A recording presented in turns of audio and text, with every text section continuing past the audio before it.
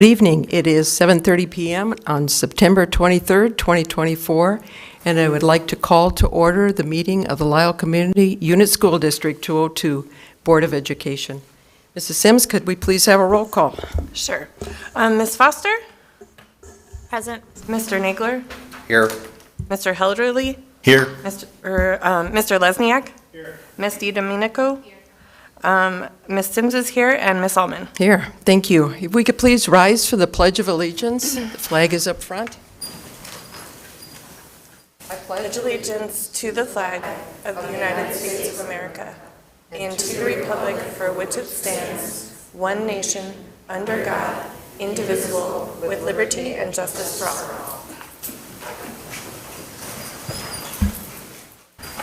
The Lisle 202 mission statement is to provide our learning community with the essential education, skills, and experiences for future success. And we'll keep those thoughts in mind as we meet this evening. Next on our agenda, item 4, is our student recognition. So I will turn that over to Dr. Filipiak and the principals.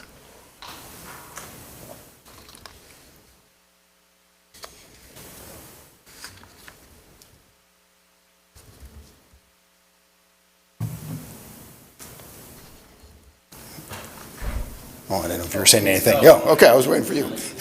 Hi, good evening. Eric Marsoff, principal at Lisle High School. It's an honor to be here this evening and to honor some fantastic students that we have. We're going to start first. We have two groups of students. The first is our National Hispanic Program recipients, and then we're going to follow that with our National Merit Program commended and semifinalists. So first up, I'd like to invite down Nico Brundishu and Leah Kreller for our National Hispanic recognition program. In order to receive this recognition, students would have had to do it by one of three ways. These are two of over 90,000 students in the country that had either a 3.3 GPA, they were in the top 10% of either the PSAT NMSQT test or the PSAT 10, or they took 3 or more AP exams and scored and passed them with a score of 3 by the time they're at the end of their sophomore year. So it's very impressive works. So congratulations and to Leah and to Nico. Leah, congratulations.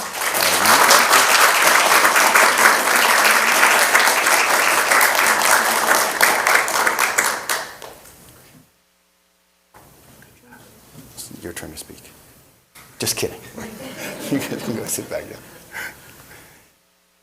All right, and now if I could have Cece and Lucas come up. While they're coming up, we're going to talk about them. So we have the National Merit Program and Awards. So Cece and Lucas were two of the top 50,000 students in the country of over 1.3 million. So some quick math tells you that's just under top 4%. So they did better than 96% of the students in the country on the PSAT and MSQT, which is a fantastic accomplishment. And we are so very, very proud of them to be able to honor them here this evening. So Cece, congratulations. Lucas, congratulations.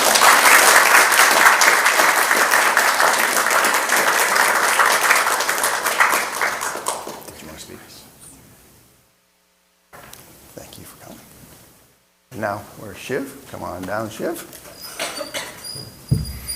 And as he's making his way down, we will introduce Shiv Patel. Shiv is not only a commended scholar, but he also is a National Merit semifinalist. What that means is he is in the top 16,000 of 1.3 million students that did that. Quick math again tells you that is the top 1.2%.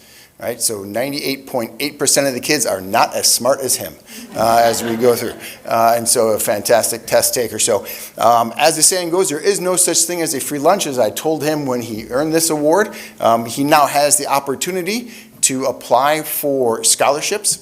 You have some work to do, an application and an essay.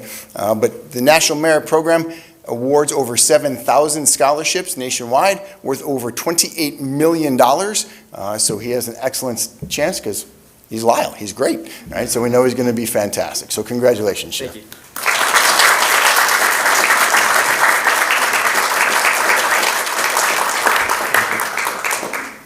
If I may, on behalf of the board, just like to say how proud we are of the 5 students, and thank you for your hard work, your determination, and in many cases, your perseverance. So thank you very much, and also thank you to the parents for being such great role models, and also for your encouragement and support of the students. So we're very proud and appreciative of all of you. Thank you.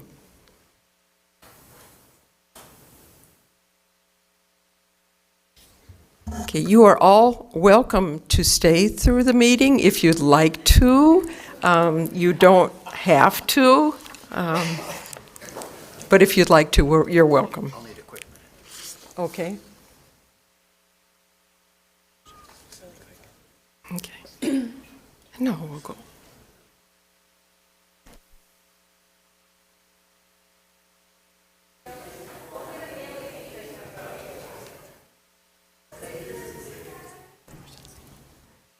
Okay, while they're doing pictures, we'll go on with the meeting. Item 5 is our public hearing for fiscal year 2025 budget. An annual budget is to be adopted by all public school districts, and prior to taking final action on the budget, the school board must hold a public hearing. The public hearing is an opportunity for the public to provide input on the budget. Illinois law requires that the Board of Education first adopt a tentative budget, which took place at the June 24, 2024 regular board meeting. The tentative budget has been available for public inspection since June 24th, which is at least 30 days prior to tonight's public hearing.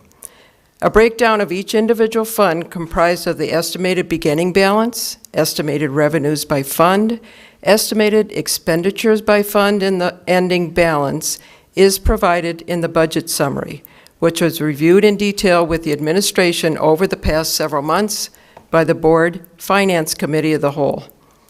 The board is pleased that the school district will have another balanced budget in the operating funds for the current school year. For the 2025 fiscal year, across all funds, estimated direct revenues are $44,870,928, and estimated direct expenditures are $49,736,747. The excess expenditures are the result of capital outlay costs for the Lisle Junior High School renovations. The cash balance of funds related to the school district's operational levy was $40,428,850 as of July 1st, 2024. The budget is filed with the county clerk within 30 days of adoption and posted on the school district's website. At this time, the Board of Education will open the hearing for any members of the public that would like to make oral comments or submit written comments regarding the budget. In accordance with board policy, the board will not be addressing the comments or questions during the hearing, but we will be providing an opportunity for individuals to share your thoughts and suggestions. Are there any members that would wish to speak?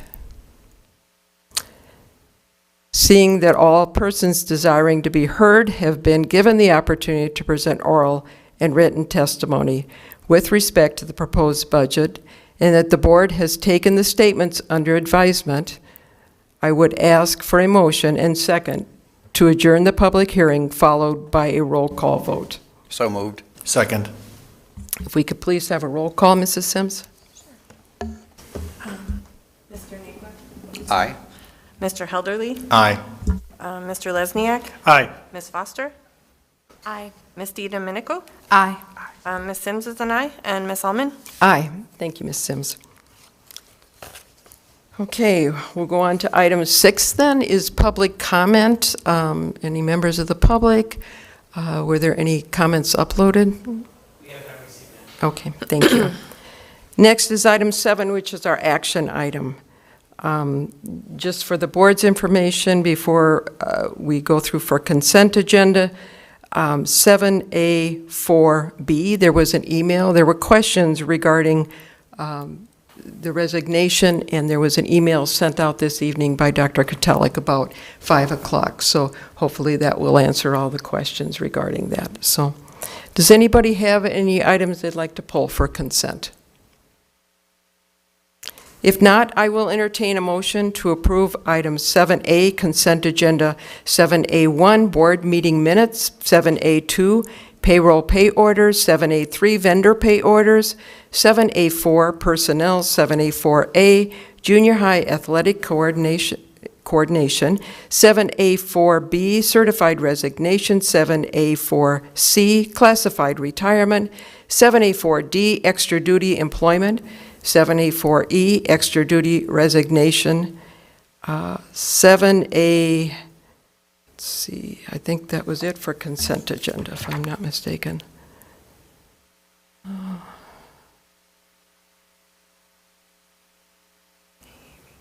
7E, no, we'll go through. 7A5 is recognition of booster organizations. 7A6, report on shared services or outsourcing. 7A7, collective bargaining agreement between the Lisle Education Association and the Board of Education from 2024 to 2025 to 2026 to 2027. 7A8, budget for the fiscal year ending June 30th, 2025, and 7A9, board policy amendments,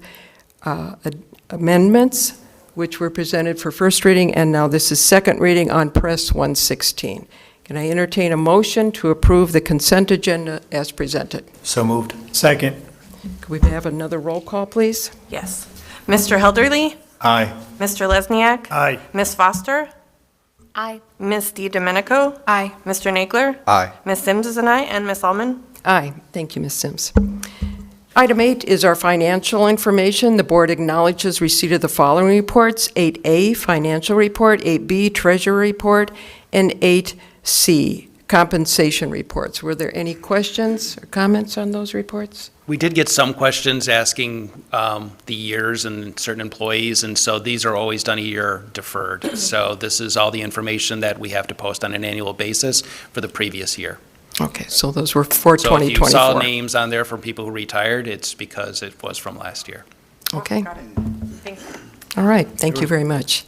Ms. Allman, there was also a question about the vacation days column that's on the report, and that's what their annual allotment is. It is not what they have available in terms of like what's left over. It's the annual allotment that the individuals get each year. Thank you. Okay, all right. Item 9 is our discussion items, and that brings us to our school improvement plans. And I believe Lisle Elementary is first, is that? We typically have one per month. With the high school team being relatively new this year, we've changed the schedule a little bit, and so it'll be a little bit longer meeting tonight because we have both the elementary and the junior high. Many of you gave your questions in advance, and so we'll do our best to try and incorporate that into all the presentations. But once we get done, if there's things that we missed or you thought of after those presentations, please feel free to ask. So at this point, I think we will turn it over to the elementary team. Okay, thank you.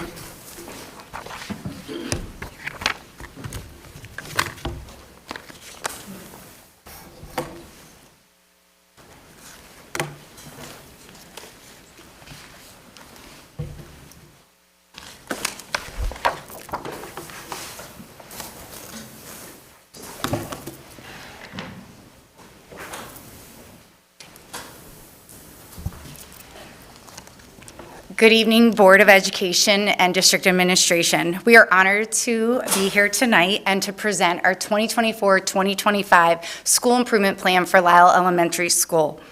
Before we begin, I'd like to introduce our administration team. Jill Schreiber, Principal of the Elementary.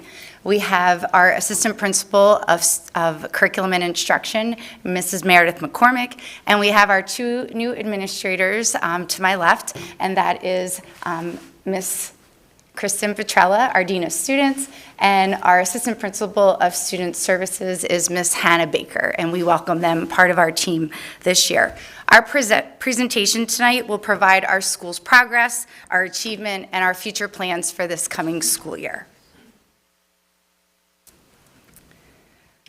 We're looking forward to sharing how we prepare our students as they're moving on from the elementary into the junior high. And with us, we do that through our social and emotional learning. We then prepare our students for our academics, our instructional practices, our curriculum, and then our assessments. And then we follow that with any of our students that may have those special needs, and we will provide you some information on that tonight. And then we follow up with our assessments through our iReady, our curriculum assessments, and then also our IR assessments.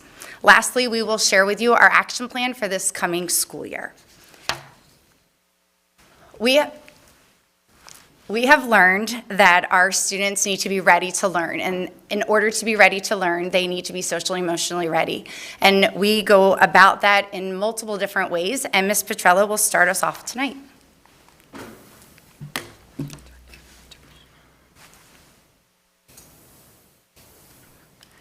We look at social emotional learning in terms of tiers. So tier 1 supports are things the entire building gets. Every student within the building receives those expectations and those different supports. Then we have tier 2, which is for students that are needing a little extra. And then we have even the tier 3, which is for those students that are needing those more intense levels of supports. So when we look at the things we do at Lisle Elementary, at the tier 1 level, we have our building-wide expectations. These are taught throughout the entire school day, everywhere in the building, in places such as the classroom, the lunchroom, the playground, and even the bathroom. Our 3 building expectations we teach students are to be respectful, to be responsible, and to be safe. And in each of these places, they get specific things to help them follow these building expectations. We also have the responsibility to help our students build independence, so they're prepared when they're ready to move on to the junior high for the more independence that comes. For example, the students as early as kindergarten start checking out books on their own in the library, and that's something they do then throughout their time at Lisle Elementary. A big part of this independence is teaching students these self-advocacy skills and how to understand what the right choices are and that they can only control their own choices and what they should do when somebody acts negatively or somebody's making a choice that's not appropriate for the school day.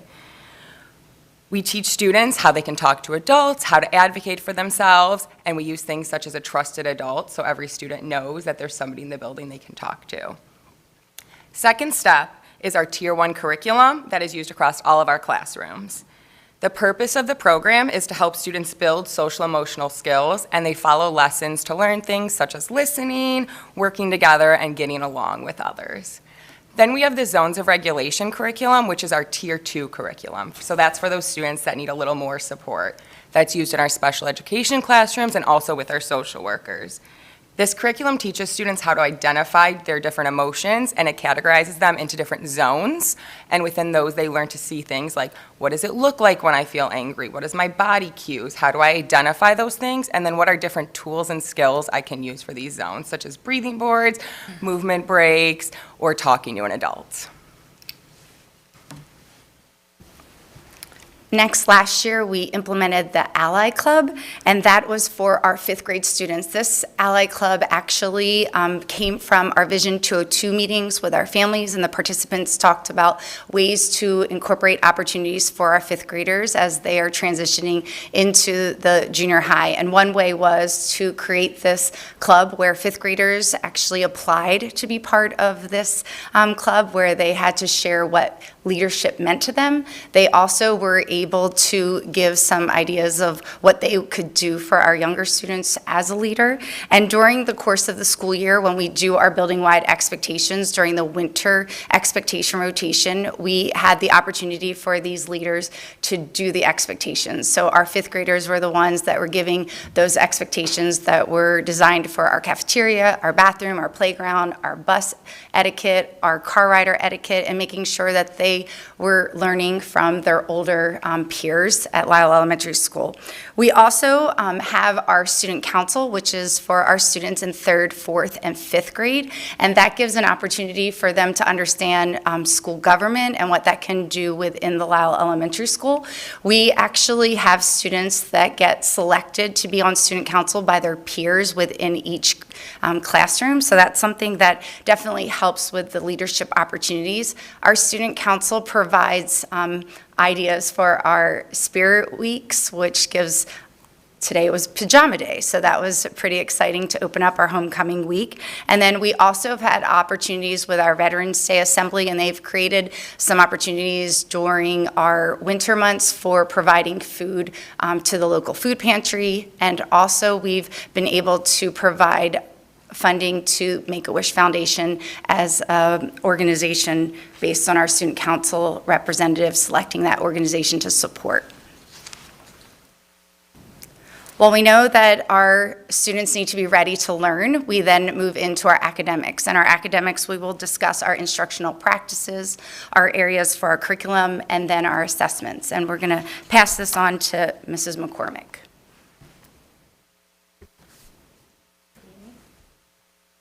There are many ways for students to demonstrate their Please turn on your microphone. It was already on then. There you go.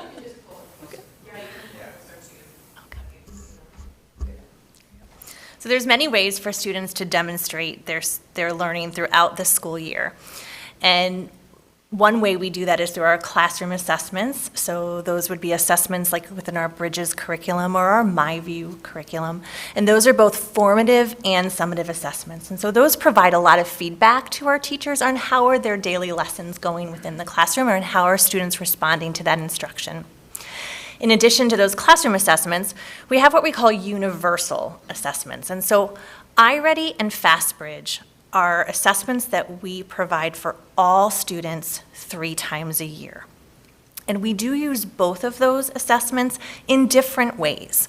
So our iReady is a little bit of a longer assessment, and so that assessment can take 45 minutes to an hour per subject, but really provides parents and teachers with how are students doing with our curriculum, how are students doing with our standards. And then our FastBridge is a much, much shorter assessment. And FastBridge allows us to kind of get just that quick temperature check on how are kids doing with skills like fluency and comprehension and computational skills. So it's like their rate and their accuracy. And FastBridge, along with iReady, really gives us a full picture of how a student will continue to improve and if they are at risk for any failure at school so that we can intervene straight away. And then, as you know, we also, one time a year, have our Illinois Assessment of Readiness, or our IAR. So we use all of these assessments to review really the effectiveness of our materials and our instruction. And we do this through our MTSS system. So as Kristen already pointed out when she was discussing our SEL supports, this is just a visual that shows our instruction and how we move students through our tiers. So in Tier 1, we want to make sure that all students have access to core grade level materials and have access to the grade level standards. That is our Tier 1. We then move to Tier 2, which just some students would receive. So that's targeted intervention and other differentiation. We then would move to our Tier 3. So those are our more intensive services or our special education. So it's important that you realize how we use this framework and this model to help make sure that our instruction and our materials are meeting the needs of all of our students. And so we use this pyramid in a collaborative process that is called MTSS. And the multi-tiered systems of support is really a structure. And this structure at LES is 3 times a year. It is a meeting. It gathers many, many, many of our staff. So it has classroom grade level teachers as well as our administration. It includes our special ed related service staff and our facilitators, and our support staff, so our mental health providers as well, and our school nurse. And we all gather together and we review our universal data, which is our FastBridge and our iReady information, as well as teachers bring those classroom assessment information like I just shared, like our Bridges and our MyView and our phonics information. And we review that and we determine how are things going in our classroom, right? What are the strengths of our instruction? What are opportunities for instruction? And our grade level teams set goals. They then move and start looking at, well, how are those kids that are not responding to that instruction? So who are those kids that might need some additional reteaching, some review, and differentiation? And they will build plans to make sure that those students have opportunities to get what they need. And so they continue to review and evaluate that progress 3 times a year. So we can see that in this data. So this is example of the data that we collected in the spring of last year at our 3rd MTSS meeting. So this was the spring. So again, I mentioned that we use FastBridge and iReady. And what we really want to see, remember when I showed you that pyramid, we really want to see that at least a minimum is 80% of our students are responding and making progress with our core instruction. So everything that they receive from the minute they walk in our door to the moment they leave with the classroom teacher, are they responding to that instruction, that high quality, rigorous instruction? And so we were very happy and we could celebrate that in the spring it did. So we had 81% of our students showing that they were meeting proficiency in math and in reading. Of course, like I said, we really do want to focus, though, how we would want to increase that number. So what are we doing for those students that need more? So we were able to then really dig in and look at what do we do then for that remaining 19%. I can also say today we had our very first fall MTSS meeting, and so we were with 5th grade, so we were able to look at our fall data. And although we can't celebrate all of the great instruction that has already occurred because it's the beginning of the year, we are really able to dive in and say, what do those students need now? What can we do at the beginning of the year to make sure that we're providing them any of the differentiational supports that they need so they can be at grade level and above? That's called our win time. So today, what we saw was teachers discussing what are those additional supports and interventions. So what we have developed at LES over the last few years is a protected intervention time. It is 30 minutes a day. That 30 minutes is only for differentiation and support, not only for struggling students, but also for any of those students that might need enrichment or enhancement. So we want to make sure all students are learning. Remember when we talk about that pyramid, it's all kids, right? That green area, that tier 1 is for all students. And some students are already demonstrating that they know a lot of our standards. So how do we make sure we're providing those enrichment groups for them to continue to move forward? So this what I need time is really, really, really important. We want to make sure that we identify those students that need pull-out services and more of our official intervention services by a reading specialist or a math specialist, or we want to make sure that the teachers are able to design their own small group instruction, either within their own classroom or across the grade level. Sometimes they share students, and we'll see kids moving from one classroom to the next to make sure that they are getting what they need. It's almost like our little summer school program has moved into every single day because we're able to respond immediately to what they need, and they get the help that they need either from the classroom teacher or from a specialist in that specific area. And then, of course, we might also see students receiving their support services from a related service provider. So a social worker or a psychologist, as well as a facilitator for a special ed teacher that would deliver that special ed service in math or in reading.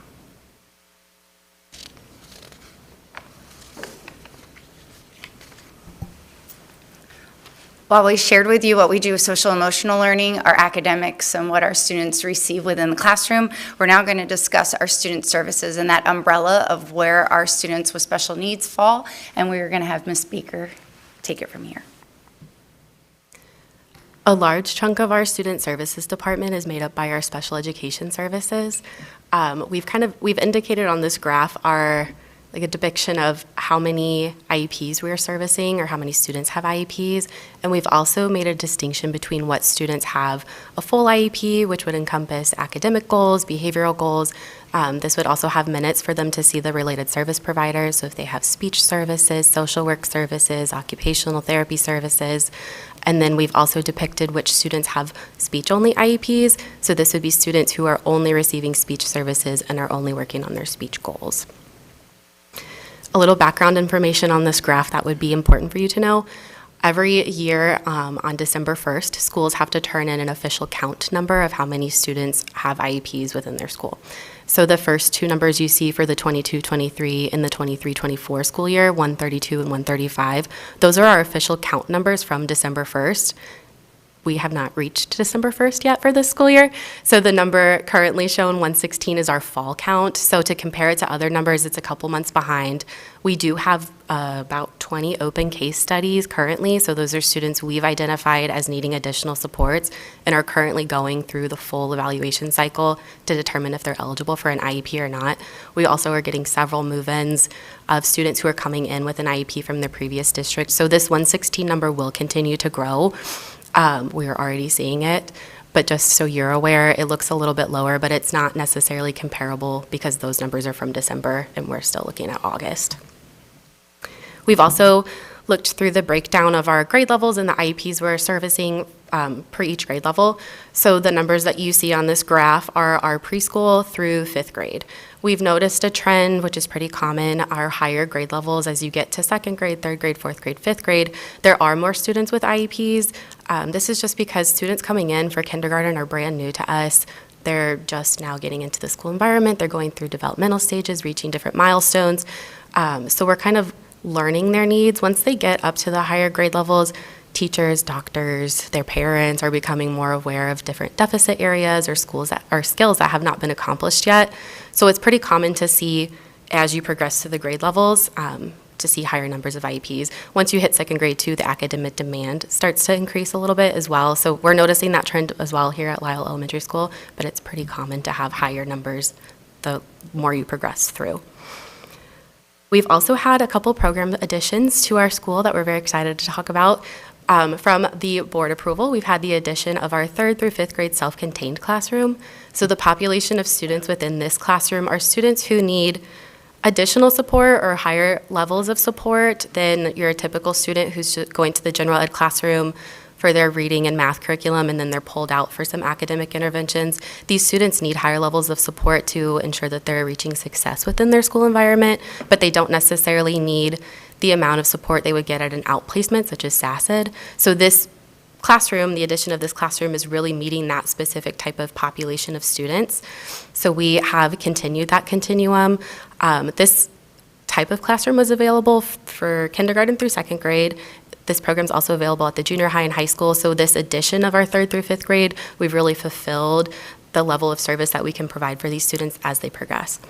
We've also added a self-contained section to our preschool this year, servicing the same population of students. So we've really created a place for this population of students when they start preschool, when they're 3 years old, all the way until they graduate high school their senior year, which is pretty powerful, I think.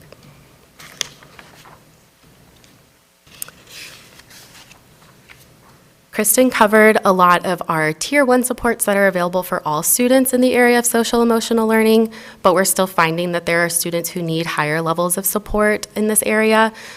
This is met through our social work services. Students can qualify for social work services either as a related service that's listed on their IEP, or they're identified through our MTSS process. I do want to explain this graph and these numbers to you.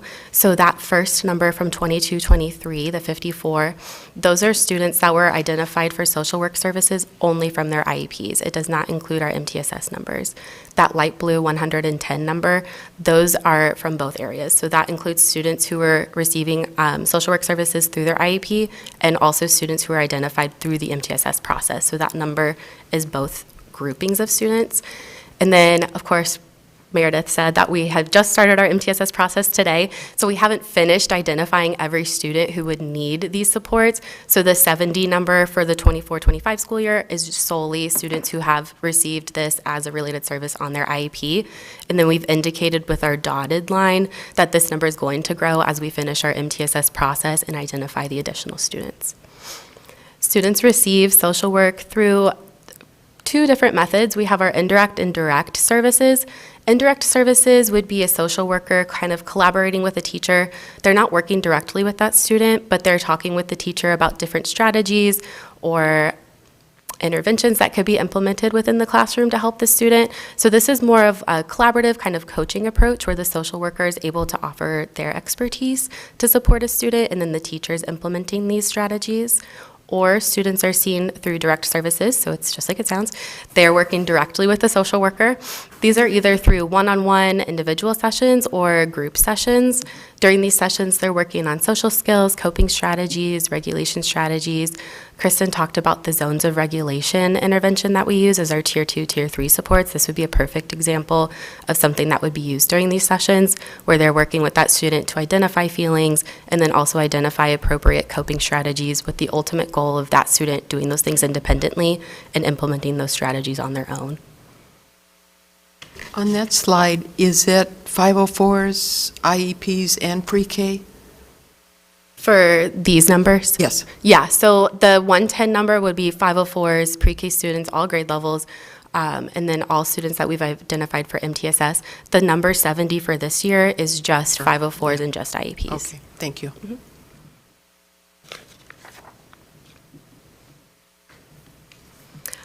Lastly, I'll be talking about our EL department.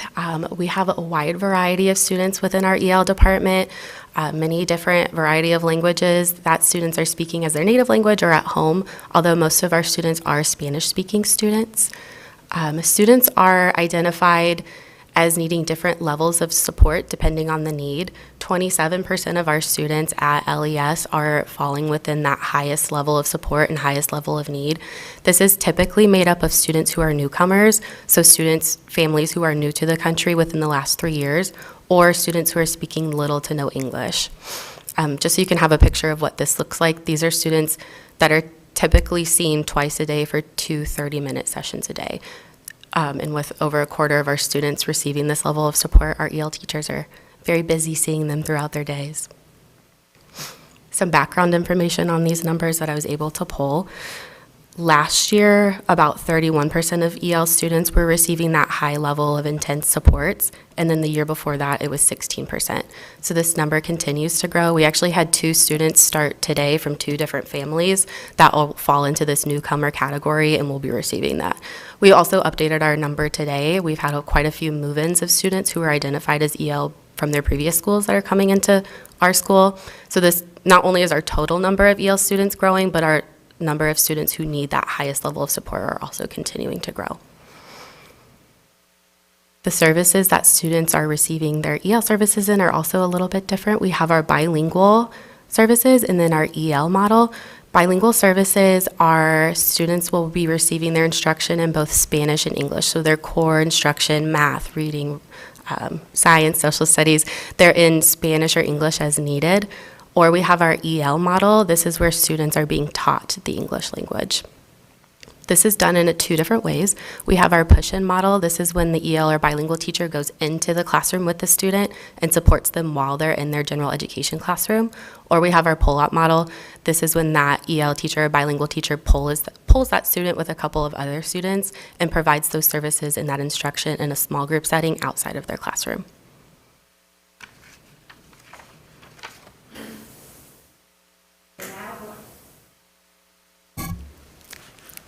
We will move on to our assessment results. So as we have shared with you tonight, we are supporting our students social-emotionally, our academics, and then our student services. And now we have a lot to celebrate tonight with our assessment results, and we also look forward to sharing with you our iReady, our IR, and our 5 essentials.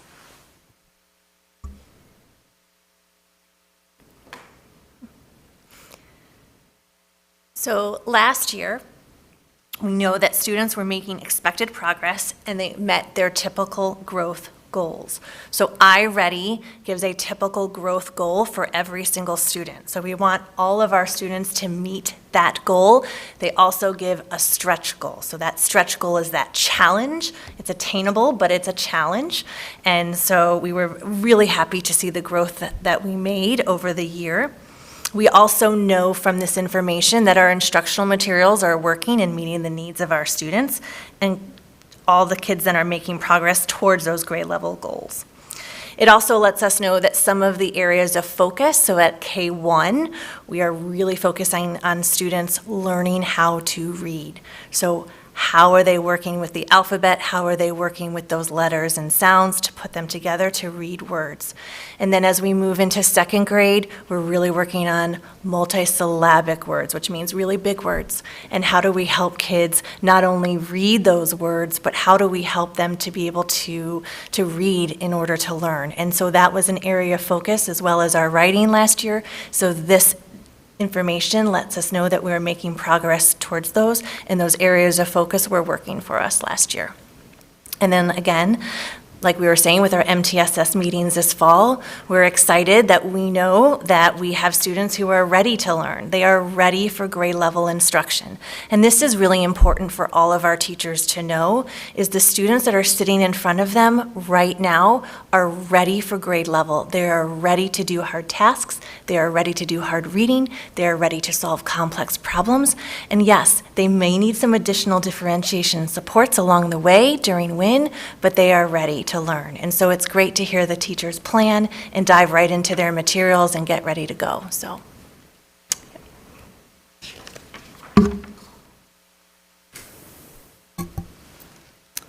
Our next item is our Illinois Readiness Assessment, and we would like to share our overall performance from this spring. We also want to indicate that this is preliminary data, and we look forward to coming back with our final data that the state shares with us, including our designation by the state as well. So we're looking forward to coming back and sharing that information.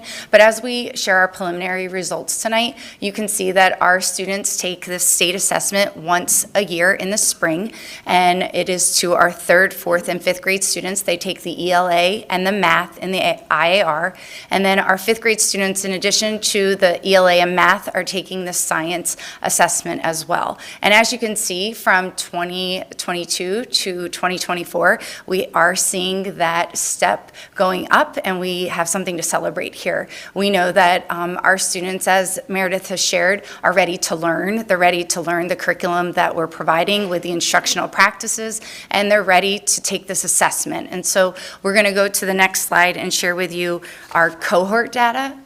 And this shares, again, our students that are meeting and exceeding at the IAR level. We also, again, want to share that these are preliminary results. We don't see that these results will change drastically, but they may change by a percentage.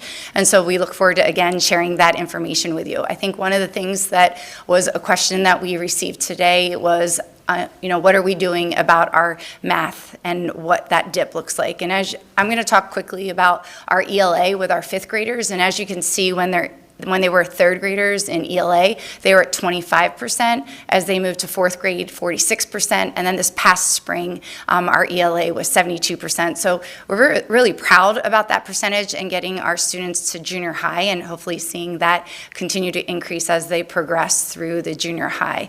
And then when we look at our math, our 5th grade was at 60%. At grade 3, 47%. Again, we're looking at what is occurring in 4th grade as we're seeing that dip in the percentage, and then what is coming back up at grade 5. Obviously, they are not at 60%, similar to 3rd grade, but they are making that improvement from 4th grade to 5th grade. And some of the hypotheses of what we look at through our data and looking a little bit closely at our 4th grade math is really looking at that developmental time where our students are coming in 4th grade. And what is expected on the IAR is that those students have to do multi-steps when it comes to addition, subtraction, multiplication, division. And some of our students may have some difficulty when it comes to that multiple problem solving when it comes to that multiplication and division. And so we're looking into that with using some of our curriculum, and also through our MTSS, we are looking at our reflex math, which gives opportunities for students to do those multiplication, division problems, addition and subtraction at a rapid rate, so that we're seeing some developmental in that. So there are some areas that we need to continue to be looking at, but our 2024 data, we're very pleased to see that we have increased from last year, and we continue to hope that that will continue this coming year in our 2025 data. Does the iReady, do you feel there is a correlation? I mean, iReady for math was at 78%. I'm going to pass that on to Meredith. Okay, I'm sorry. I don't Oh, want no, that's to ask now. So you said the correlation with iReady? Yes. Yes. So we know that with iReady, those kids are continuing to grow, and we also know that studying that iReady information, that students need to be at that mid to above grade level, placement level in the spring to do well and be at that meets or exceeds on an IAR. So we have seen that trend that the students who are able to receive a 4 or a 5, which is meets or exceeds on the IAR, typically they tend to get mid to above placement level on the spring iReady, which is that third diagnostic. So in the fall, like when we just had our MTSS meeting today, we are looking to say, okay, how many students are really close to there? Or how are really far away, right? Sometimes you might have those students that are 2 grade levels below. What are those supports that are in place to keep them moving? Those students that are showing that they are early on grade level, what are those enrichments and supports that we can provide for them to keep them moving and growing? And then in the winter, we'll look at those iReady scores and look at that growth and say, how close are they? Remember, we're trying to get them to that typical growth score, and then we look to see where did they land in the spring. But we have found that those students that do score mid to above grade level on that iReady, they are meeting on that, they're meeting or exceeding on the IAR. We have some that, they're little missed opportunities, right? So there's students that didn't quite get to that meets or exceeds on the IAR, and we do dig into that information and we look kind of student by student to kind of find out what might be going on. A lot of times with the IAR, it is the writing for reading. There's a writing component that does not exist with iReady. And so you'll hear a little bit later, a lot of our areas of focus have been in writing. Thank you. So, looking at slides 29 and 30, I know that's a bit ahead in the more of the appendix, but I've noticed that in all cases, the red and yellow shrank. And those are pretty impressive slides. I don't know if you can get to them fast because they're pretty cool. But it would seem that we are helping pretty much every student, 90+% of all our students are going to the next level. And just wanted to confirm if I'm interpreting that data correctly. Yes. So remember, as I mentioned, when we're looking at our MTSS model, Tier 1 is all students. Yeah. So even within our WIN structure, we are saying there are students who are early on grade level, maybe they're mid grade level, but you know what? They need more challenge. They need more opportunities to read harder text. They need more challenge to write about what they're reading. They need more opportunities to dive into their science and their social studies.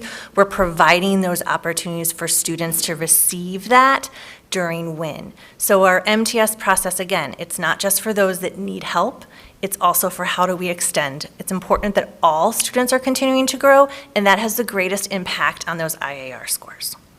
Thank you.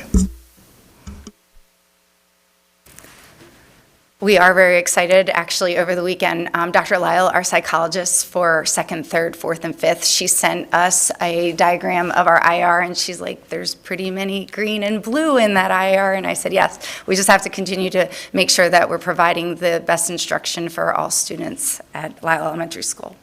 Our next slide that we will go to is our 5 essentials. And our 5 essentials is a survey that is given to our 4th and 5th grade students, our staff, and our families. And it's given once a year, and it's from January to March this past year.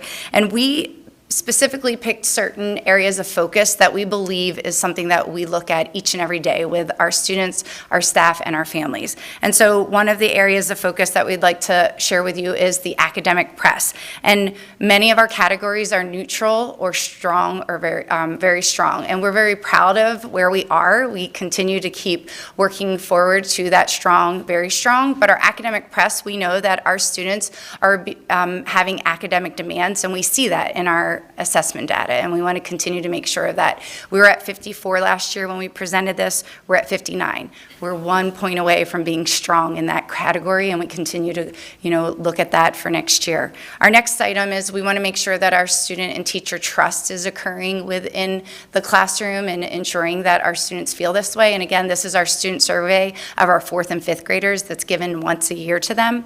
And we were at 74 last year. We went down 4 points, but we're still at the strong. And so we want to continue to see what that, entails with their perceptions during that day that they're taking the survey.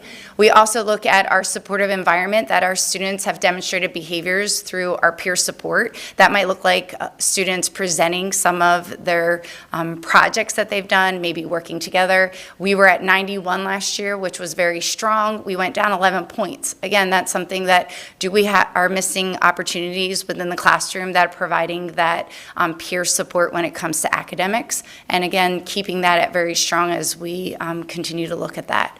And then lastly, which is our utmost priority each and every day, is our safety of students and staff, and really making sure that our students feel safe, whether they're in the cafeteria, whether they're on the bus, or whether they're in the classroom. And one of the things that we are proud of is that we did get to that 60 this year, and we are strong, and we will continue to keep working on that. Again, these scores are, year to year, and we're going to continue to really emphasize the areas that we need to, and make sure that we become stronger in those areas.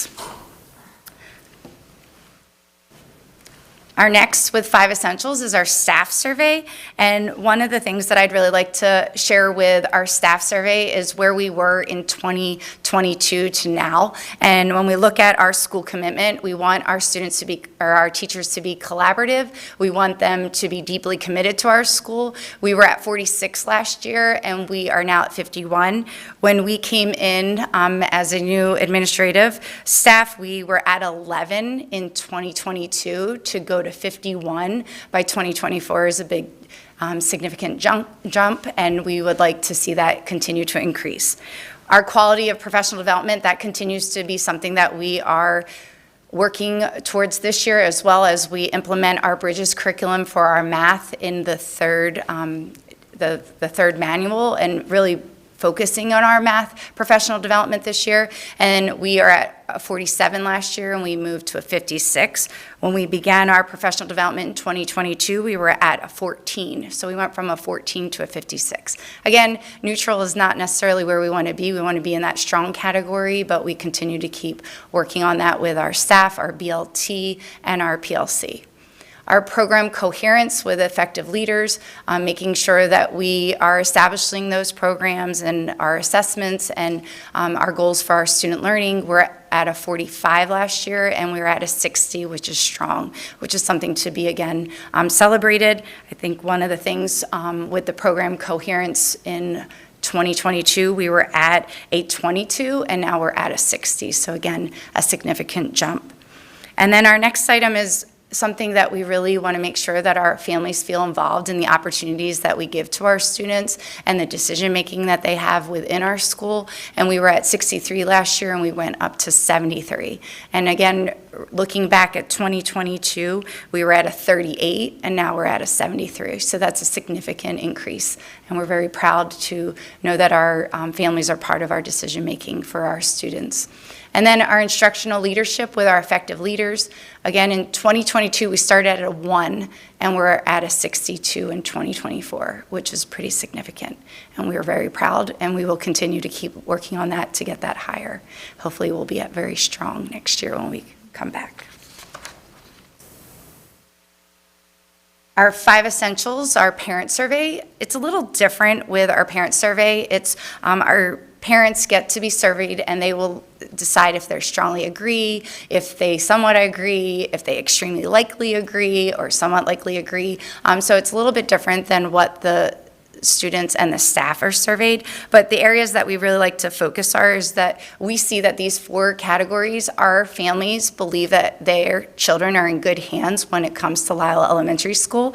And one of the things that their voice is valued at our school, 84% strongly agree that their voice is valued. We'd like to see that a little bit higher.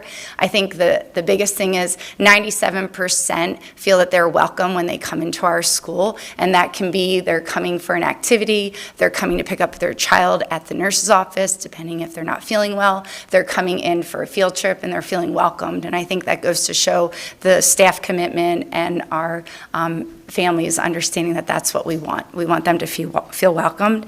And then our parent satisfaction, 99% say that they would be recommending our school. And I think that we're seeing that with the growth at our school. I think there's a little bit of that happening out there, that they're saying, come to Lisle Elementary School, it's a pretty great place to be. And then last, our parent-teacher interaction.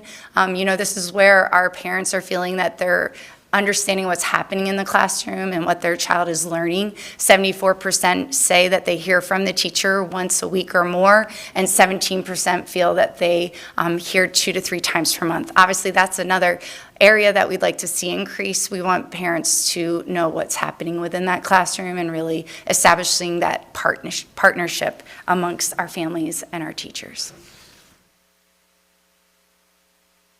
Our last item tonight is our action steps moving forward to our current school year, 2024-2025.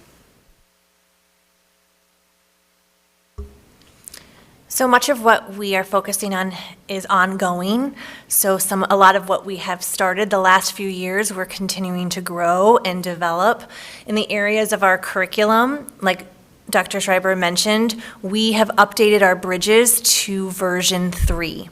So much of the content is the same. They have made some enhancements to some of the instructional routines, some of the assessments, some of the collaborative techniques that are embedded into the lesson structure. And so teachers began some of that professional development over the summer through some self-paced lessons, and we'll continue to have those conversations this year.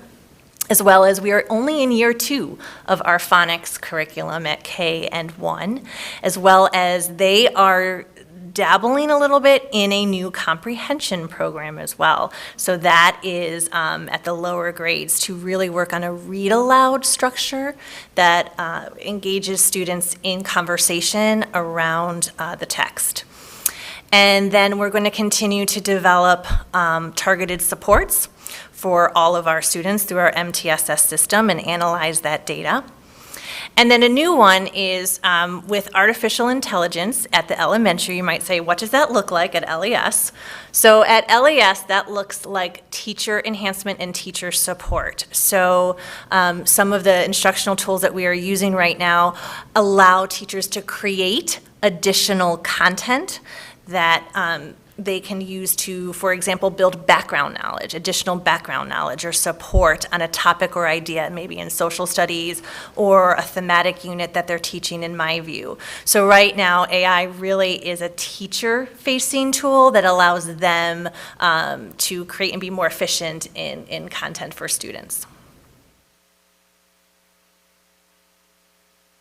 Can I ask a question on the curriculum? The change in the wording from August, when on the focus items in August, has it gone, at that time it was collecting and reviewing the data, and now we're looking at professional development? Was there a reason for that? Right. So actually, we're doing all of those things. Okay. So through our MTSS system, we're always collecting data. We're always reviewing that information, and we're always analyzing. So that's one of those ongoing things. And so is professional development. So professional development is also an ongoing process as well. When we're in year 2, usually like in a year 1 or a year 2, that professional development might be a little bit longer in duration and a little bit more focused. Right now, some of those professional development opportunities might be within a PLC or in a staff meeting, so that they continue to grow in using those materials.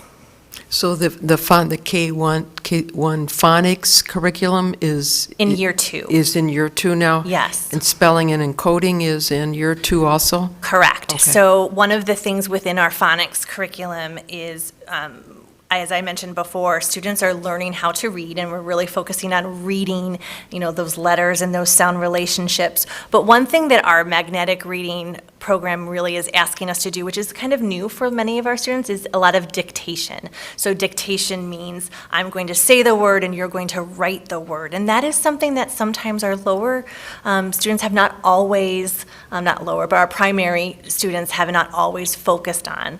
And so our lessons within magnetic reading reading really have a writing component to it. As well as in first grade, our program has not only writing words, but how do we write those sentences? How do we write complex sentences? So we're really working on that writing, component at that elementary level, as well as that continued writing that we're focusing on across the building. I'd also like to add that we have updated that document from your questions about what has changed as well. So we're going to go into our next two areas, which is our social emotional learning. One of our major action steps moving forward is making sure that we're building those connections. We know that our students need to feel that they have a trusted adult, and last week we incorporated that through our Sandy Hook Promise and making sure that all students really understood that they needed a trusted adult so that they can talk to at any given time through our social emotional learning. We also are continuing to develop our building-wide expectations through emotional sports. One thing that we're very benefiting from Kristen's background is incorporating our check-in and check-out, and that will be a system where students might need a different adult in the morning that just says check-in and gives them a little pep talk and says you can do it, and then checks out at the end of the day and says how did you do, and has that trusted adult that kind of is an addition to their classroom teacher. And then also continuing to implement our school-wide behavior expectations and incorporating some other ideas through, we're going to start a committee for our staff to be a part of, or what are some other incentives that we can do to really foster our students. We have close to 90% of our students at LES that do the right thing each and every day, and how can we foster that behavior of what they're demonstrating every single day for their classroom teacher, and also in those areas such as the bathroom and the hallway and the bus. And so really focusing on some of those students that do some of those positive behaviors on a daily basis. And then again, as we shared with our 5 essentials, communication is critical for our families, for our teachers, and then of course going through our parent square, which will be our second year of implementation, which has been really beneficial. I think that we've had a lot of great feedback from our families about the text messages they receive, the emails, and then our newsletters that we share every Sunday indicating what's occurring in the upcoming week. So we are looking forward to these areas of focus for this year, and we will continue to work on that. And lastly, we'd like to just thank the Board of Education for your continuous support each and every day. I think the biggest thing was this past summer with approval of the additional classrooms for our interventionists, including our 2 classrooms of building those walls to incorporate that as a single classroom. It's very beneficial to our students to have a classroom that's conducive to learning, and our staff to feel as though what they do each and every day, whether it's intervention, special ed, or classroom teacher, is important. And so we want to thank each and every one of you for approving that addition and keeping up with our population. We did try to embed many of the questions that we were asked, but if there's additional questions, we'll be willing to answer. I just would, you all have questions, I'm sure, but I do want to recognize the accomplishments and the improvements, and kudos for all the celebrations. I think we can all agree. I think several of us had questions about math, and you're focusing on that, and explanation of the information in was very good. So, anybody have any? No, I just thank you back to you for, you have 30 slides here. I know it takes a fair amount of work for you all to put this together. This is a document people ask me what's going on at a school. I refer them to this. So I really appreciate the level of detail you have throughout all this. And this extends to the junior high administration as well, who are in the audience. So I won't repeat myself. But anyways, thank you very much. Jill, I do want to say about the self-contained classroom, so I understand that was your idea, to brainstorm to have, and it worked out within the context, and people hardly noticed any changes in the hallway or anything else, so it was a great initiative, so thank you.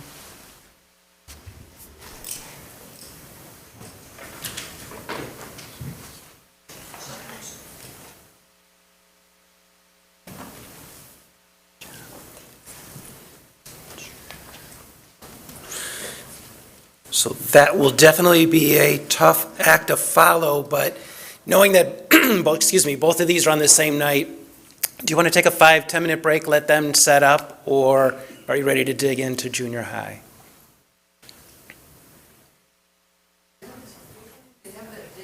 Let's dig in. All right, we do have a dig-in club. So at this point, we're just going to take a minute or so to transition, but it's always a challenge when we put this together because given the opportunity, each of these could go on for hours. And so, thank you for your patience tonight. We did our best to kind of compress as much as we have in terms of a night, your focus. But again, if there's things that resonate as you listen to these presentations, any follow-up questions, reach out to any of us and we'd be glad to share whatever more details you want.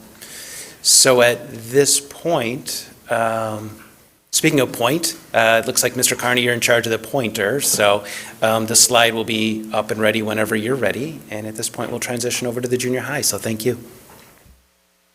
Good evening. Thank you for giving us the opportunity to come share a little bit of our story with the junior high. Turn on your mic, please. My name is Dave Carney.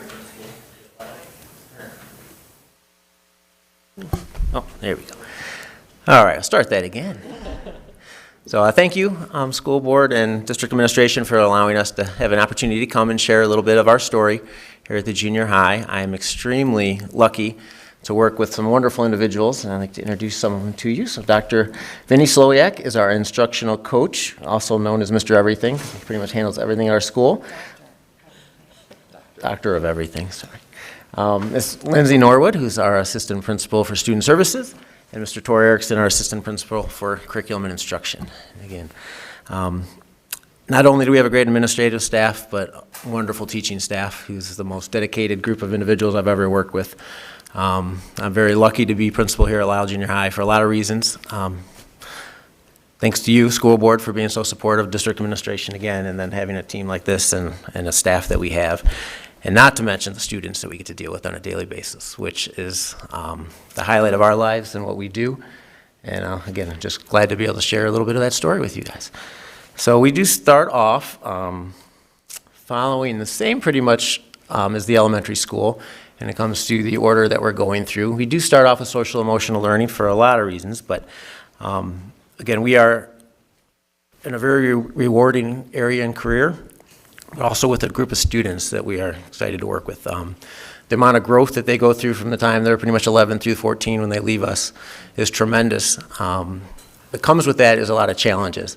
And making sure that they're prepared to learn academically, we have to go through a lot to get them prepared for that.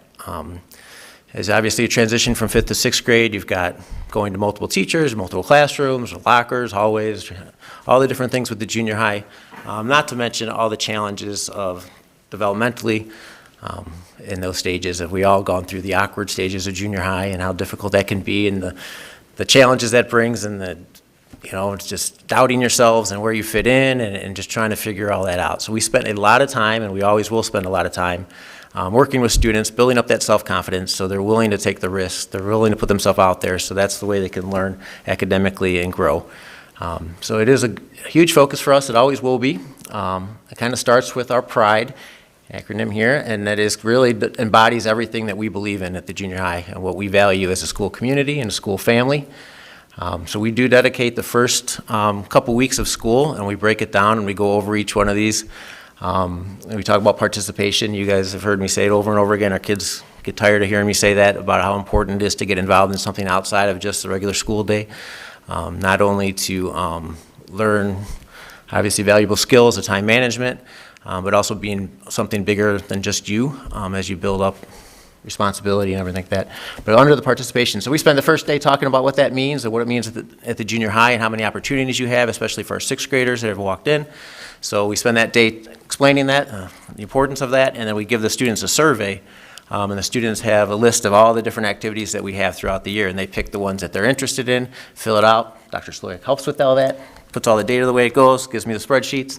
And the cool part about it is when the students pick all that, we have it broken down obviously by the area, and then we can share that with the club sponsors or the athletic coaches, so that when there's clubs coming up or their seasons coming up, they can reach out to the kids who initially said that they were interested. So that way we can kind of invite them into the program and hopefully continue to build that participation up. And then this other day we spend with responsibility. A lot of that is taking responsibility for your own actions, and obviously we talk about a little bit about discipline and just doing what you need to do in the school to make it a great environment for kids to learn.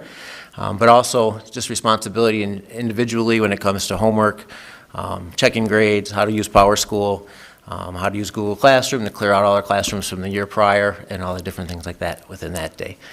And then we go into integrity, which happen to be our Wednesdays, which we are now extended our homeroom on all Wednesdays. So we spend the beginning of the year on the social emotional learning, and then we'll go into some of the iReady that we talked about last year, and we're going to continue to do this year.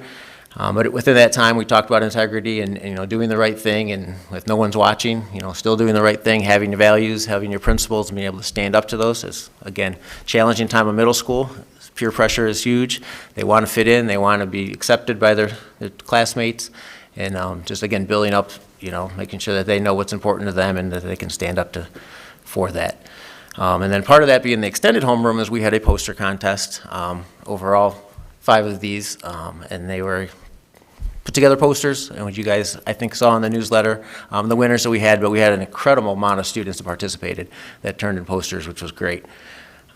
And then determination, which is huge at the junior high, and just as we up the rigor the last few years, getting students to continue to dig in, because it's not going to be easy, and it's, again, fitting in with your classmates and your peers, and just not being afraid to try, because you're going to have to put yourself out there. The only way you're going to grow is by going above and beyond what you've done before, and being able to do that without having a risk of failing or feeling, losing some of your self-confidence. And we talk about that determination and just keep pushing through, and everybody's going to struggle, and everybody's going to support each other, and everybody's going to help, and just kind of go through that. And then obviously empathy, talking with middle school students, and just about, again, just that age group, it's natural to be focused on yourself, and just branching out and understanding there's a bigger world out there, and how do you fit in, and how can you help support other students. And so again, I couldn't be more proud of our students and what they've done with that.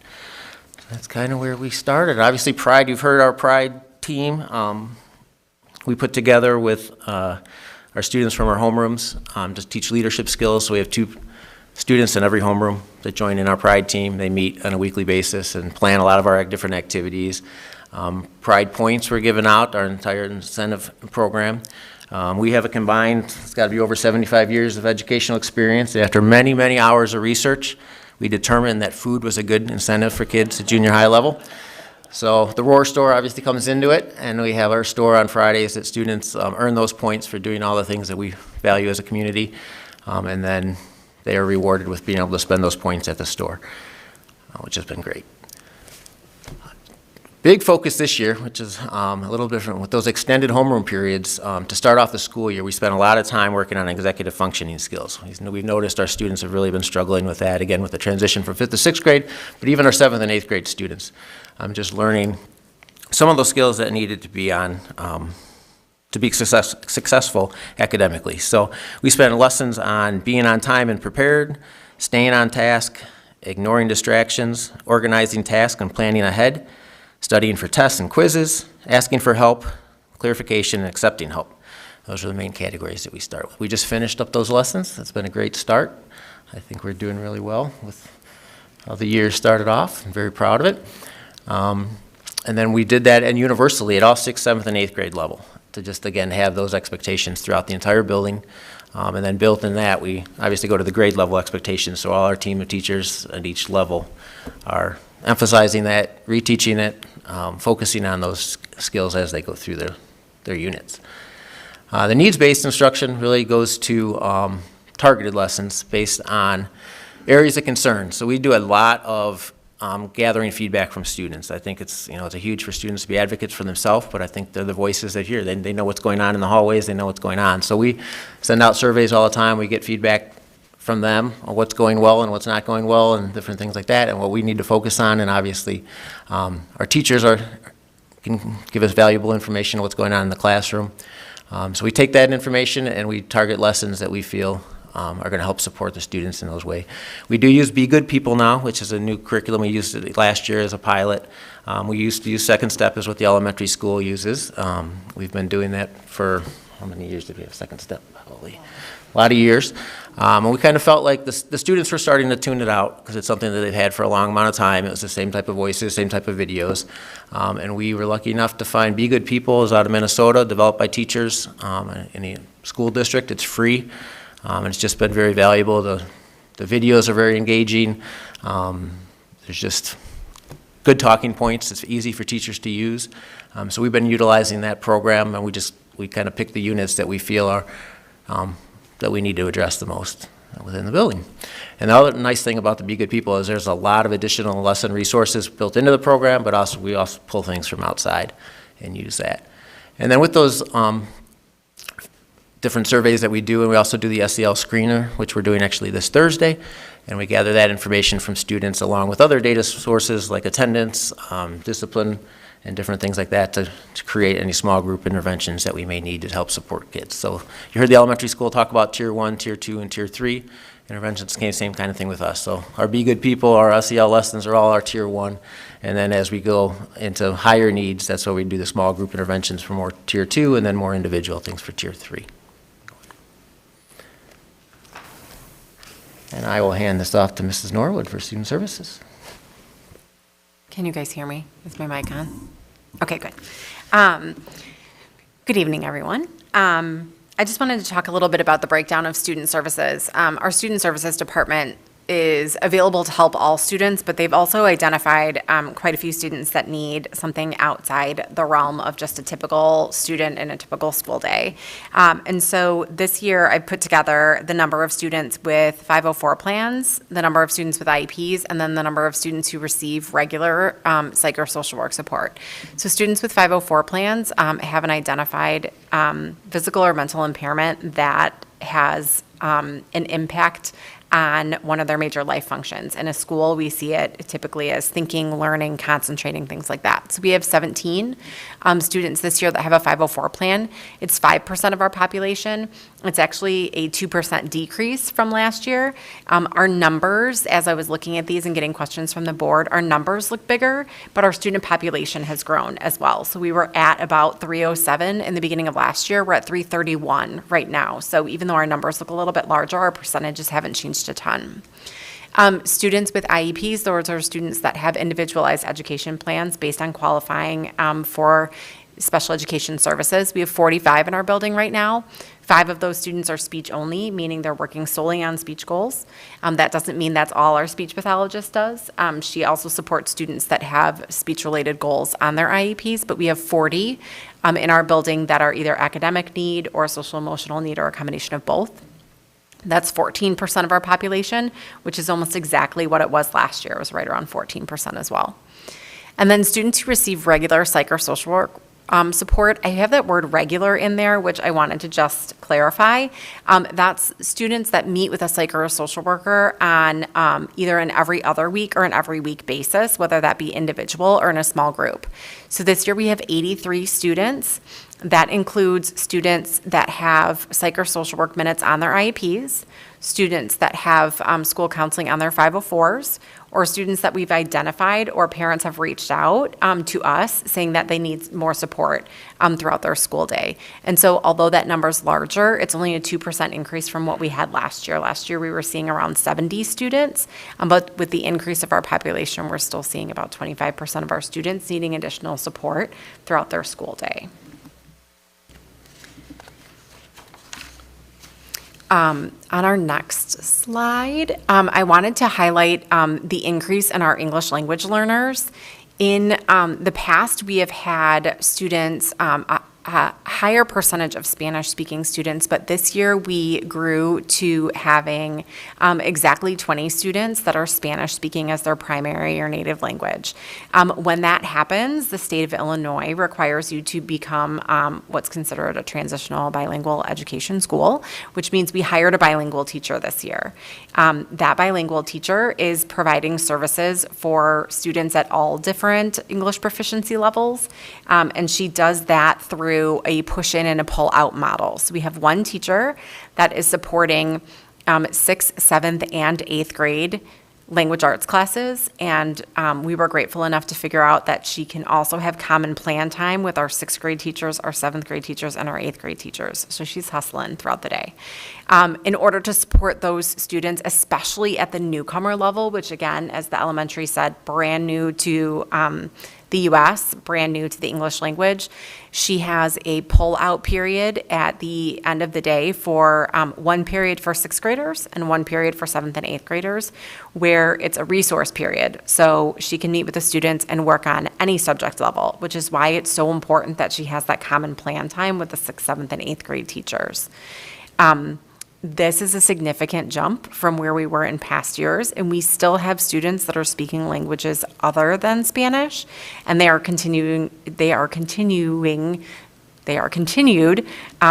with support from our EL teacher, Joanna Shum, who is in our building for 2 periods a day.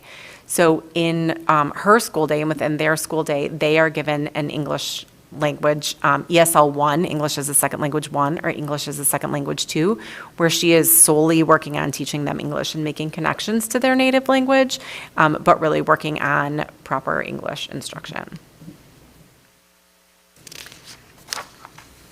Do you guys have any questions before we move on to core curriculum? Okay, thank you. All right, I'm going to take the next couple of slides here. So again, good evening. Thank you for having us here and giving us this opportunity to share what we're doing at the junior high. The next couple slides here, we just wanted to give you an opportunity for a brief overview of specifically what our core subject areas look like. You know, what are the programs they're using, what is a general description of the approach that they're utilizing in those courses, and we'll get into more details concerning the results that we're seeing and the plan moving forward as we get into the assessment results and action plan towards the end. So first of all, with ELA, this is year 2 of utilizing the My Perspectives program. Again, looking ahead to the data we're going to share with the preliminary IR results. We're excited to get to that, and we do definitely feel that a good portion of the results that we saw can be attributed to the adoption of My Perspectives this past year. Just highlighting a few of the things that go into this.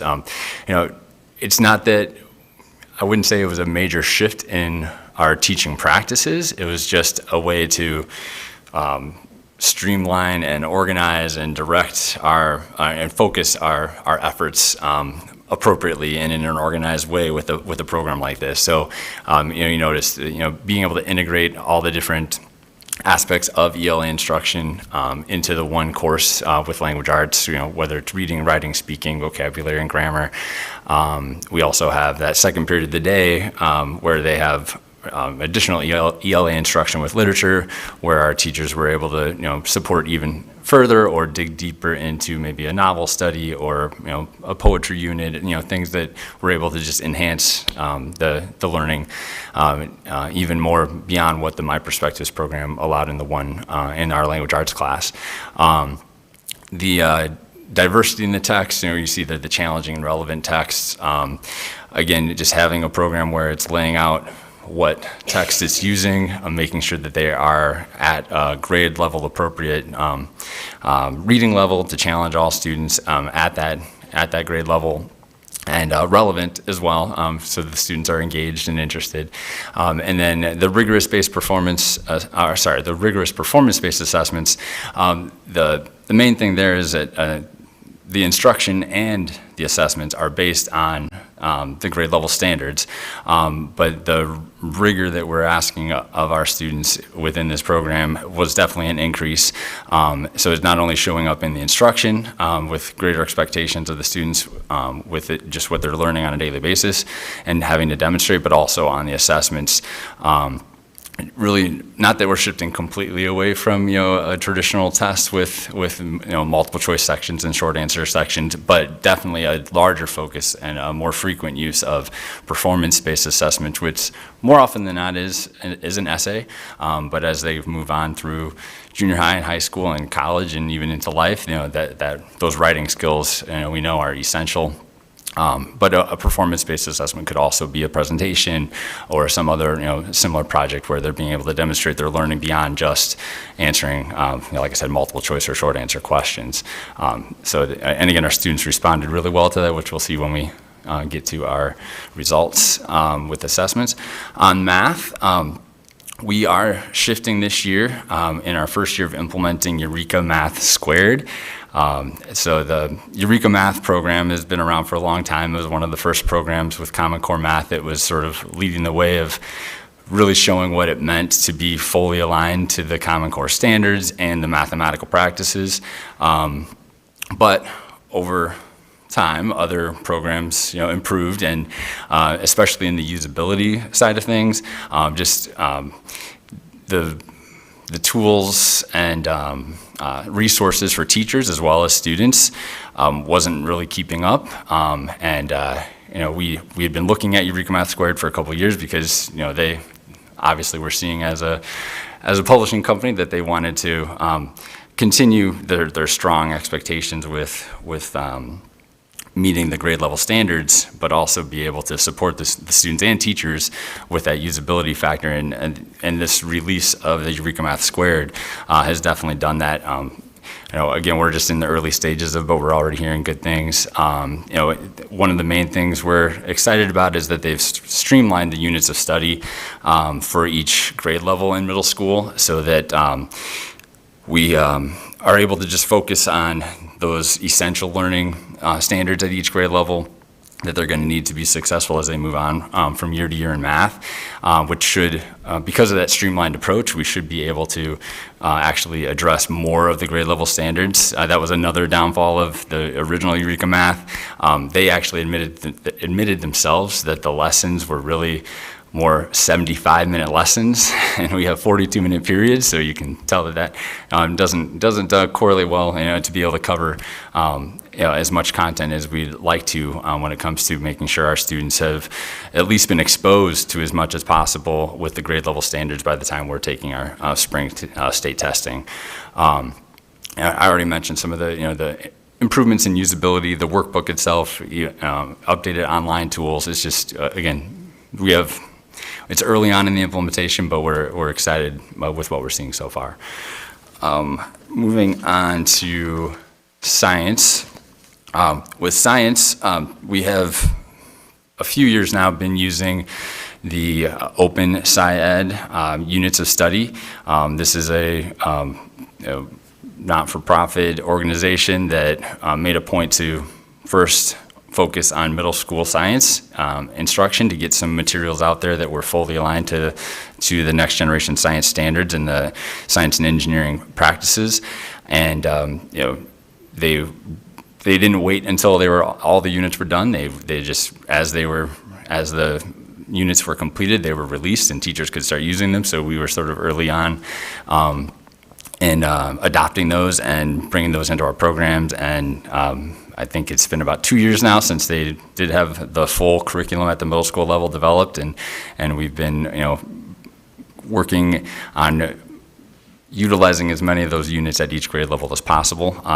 They are quite in-depth and rigorous, and just the way the standards in science themselves are written, there's to truly meet what the standard says, the students have to demonstrate significant learning, which is definitely possible, but it takes time to develop that. It's also really focused on a teacher-facilitated approach where they're not just delivering the content, they're sort of guiding the students to investigate and make these discoveries as they look at natural phenomena and come up with the questions even on their, as a class and figure out each step of the way how to get to that end goal. So again, it's a process, it takes time, but our students, again, when we look at the science assessment results, we'll see how that's steadily been improving as well. And then for social studies, unfortunately, we haven't found a program that covers it all, to just be able to, let our teachers have that to be able to follow and, take away more of the heavy lifting from them and let them be able to focus on instruction. But they are very dedicated in what they do, pulling from multiple resources, making sure that they are following what their standards ask, which is more of an inquiry-based approach, similar to what we're saying in science. They call it essential questions. So they have their essential questions that their units are built around, that the students are working, together to be able to answer completely by the end of that unit of instruction, and obviously utilizing lessons from history throughout those units to be able to address those questions. And also, over the last couple of years, the state has brought in some civics skills requirements, and again, we're all for that, and our teachers are fully on board with, like that last bullet there says, to do their part in helping to produce informed citizens that are ready to participate in the civics of wherever they live when they've left us. So that's a quick overview of the programs. Looking at academic acceleration, there's definitely different opinions or philosophies on acceleration like this. We've felt that it has been good for our students for science, social studies, and language arts to not differentiate, sorry, I don't want to say not differentiate, to not have a separate honors or accelerated course where instead all the grade level students are together, learning together, benefiting from each other's knowledge and experience along those lines.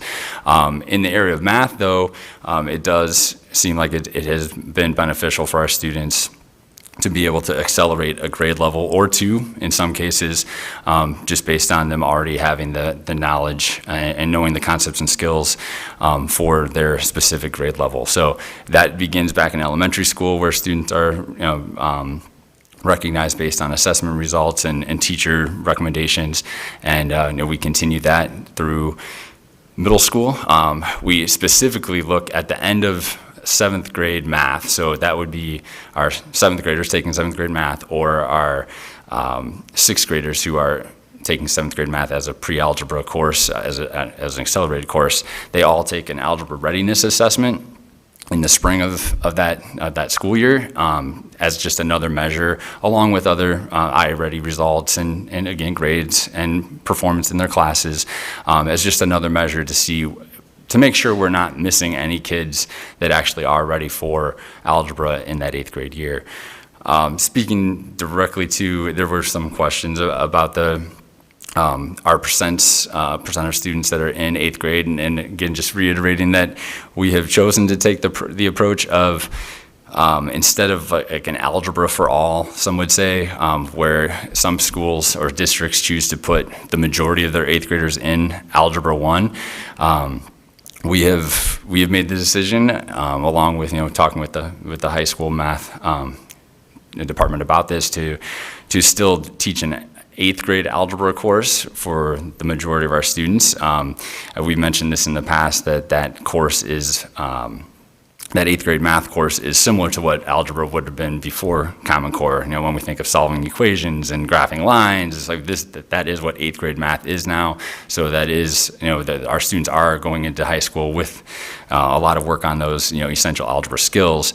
But the algebra course itself, which is now considered Algebra 1, really involves a lot of things that we might have thought of as part of college algebra or Algebra 2, getting into quadratics and things that are, higher level than what we might think of by Algebra 1. So while some 8th grade schools might have a higher percentage of students in in Algebra 1, that doesn't necessarily mean that they are learning Algebra 1 content or even performing better on state assessments as a result of that.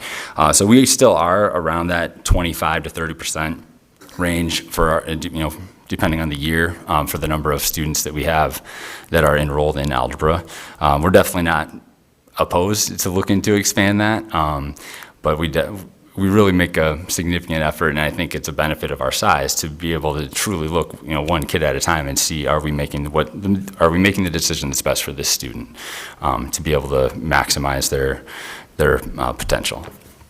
That does impact that passing Algebra 1 It reflection does. on the Illinois report card. And I think, Paula, that's a question that you had at one point. That's the explanation. And I actually have a follow-up question, Sure. if I might. With the 8th graders who are in that Algebra 1, Mm-hmm. do they go to the next course in high school, like geometry or advanced, or do they? Yes, place they do. into- okay. They all.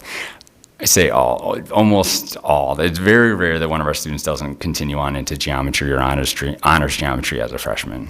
And that's not necessarily true of other institutions that do that. Correct. So that number on the report card can get tricky. Yes. Because some students might be in Algebra 1, but then might not qualify to go to the next course sequence in high school. Correct. So they're essentially retaking Algebra 1. Okay. Yes. That really cleared a lot of things up for me. Thank you. Good. Yeah, no problem. And then as far as the ELA is concerned, we found that even with the adoption of the My Perspectives program, like I said, we've been able to keep that as the core instructional tool for language arts, and we still have the other period of the day in ELA for all of our students with literature.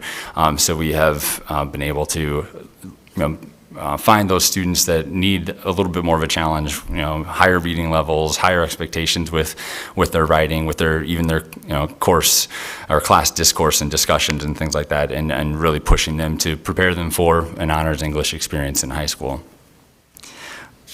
I think it's going to you, Lindsay. So in terms of the academic supports that we have for students that are maybe working below grade level, I just wanted to highlight our Tier 2 and Tier 3 interventions with the information on how we qualify students for those interventions.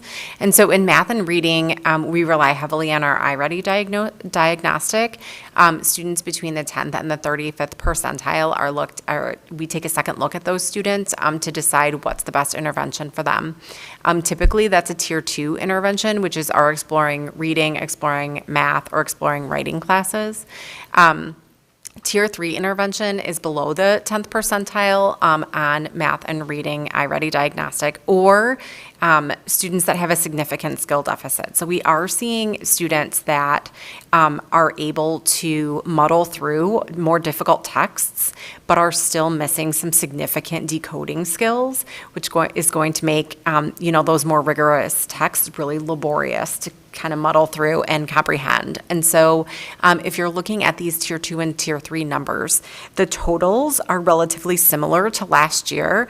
Last year, we had 32 total students in a Tier 2 or 3 math intervention, 36 in a Tier 2 or Tier 3 reading intervention, and 12 in a Tier 2 or Tier 3 writing intervention. I will speak to the increase in some of our students in Tier 3. We have had a significant increase in students that are new to our district coming in with IEPs that have pretty significant academic needs. We've had 7 move-ins this year with an IEP in either 6th, 7th, or 8th grade. And we want to make sure that we're meeting those students' needs. And when we see non-readers as a 6th, 7th, or 8th grader, that's something that we need to address. And so we're doing that through our Tier 3 interventions.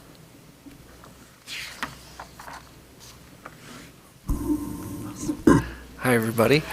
Thank you for having me tonight. Super excited to be here to share out some of the cool new tech programs that our teachers are embracing this year. So the first one that I'd like to share out about is called Google Gemini. Google Gemini is a large language model, which is essentially just a fancy way to say it's a chatbot that has access to a wealth of information, which has been really cool to see our teachers use this tool to help make their lives a little bit easier and to meet the needs of our students. So one example of this was I was working with a teacher who had created a new prompt that she wanted students to respond to, but then she wanted to display possible responses, one being like a very high quality example and one maybe not so much. So we were able to lean on a program called Google Gemini to be able to generate that content. Could we have taken the time to do that? Yes, but I think our time would have been better spent trying to figure out and identify those different ways for us to meet the needs of the kids. So it was just one way that we could streamline that process and make things a little bit easier. So the other program that we're using is called Diffit, which is really cool. Again, it's an AI-powered tool. It's able to differentiate very easily. So what the teacher does is they're able to log in, and just with a few keywords or phrases, they can generate an original text that would cite its sources for where it was pulling that information from. It could be fiction or nonfiction. Teachers can customize which lexile they want the readability rate to be at, as well as the language. And that's just the first step, because once it does that, the text is generated, and then based on that, it will provide a 3 bullet point summary of the text, vocabulary, multiple choice questions, open-ended questions, and even beyond that, it'll create ancillary resources like graphic organizers, Google Forms quiz, slide decks, everything else that can go along with that, again, just with a few clicks of a button, which is really cool. We had, as we mentioned, we have our speech path at the junior high. She was doing a lesson that involves some specific vocabulary words. She was able to use this tool to incorporate that list of vocabulary words, and it generated a story that utilized them. So again, at the grade level of the students, so it's appropriately matched. So, and the last one, and the one that I'm most excited about, is called Class Companion, which is an AI teaching assistant that provides instant feedback to students. So what's really cool about this is that the teachers can create an assignment. Again, they can AI generate it, or they can start by scratch and include their own information. The students would then be able to complete, it's multiple choice questions, short answer, or essay questions. Teachers can upload their own rubric, or they can use the AI that's involved in that too to make any modifications and changes to it. The students are able to then type their responses into Class Companion, and then they'll get instant feedback. So they can have a full essay that they go and paste it in there, and it'll go through, grade it, and provide a score, which could be hidden, as well as descriptive feedback. And what's really cool about the feedback is that it's not just like, good job. It provides very specific details. So we had a narrative assignment recently, and the students were required to put in dialogue. This student didn't include dialogue. So the AI was able to point to a specific passage to say, well, why don't you use or incorporate dialogue and share out about what you talked about with your dad on the way to soccer practice. So it's able to reference back to it. And it also provides positive feedback too. So it starts off with something positive, and then we'll go to something constructive too. This also has helped out teachers just with their class time. We had a science teacher who, at a checkpoint, requires all the students to come up and get like a signature from her that they've understood the lesson. And there would be a very long line of kids when they all get to that point. But it was nice because she was able to lean on Class Companion. She was specifically looking for the name of a specific type of enzyme. A lot of students were just putting enzyme. So this long line of kids coming up, and they're all saying that it's an enzyme. And then she has to say, no, which one? And then send them back to their seat. But now after she incorporated this tool, a student came up to her and was like, oh, we're getting rid of the line, aren't we? And she was like, we're getting rid of the line. So it was a great way to kind of catch some of those smaller errors that now that the teacher can actually work with the kids who maybe need some of that extra help and extra support during that time. So.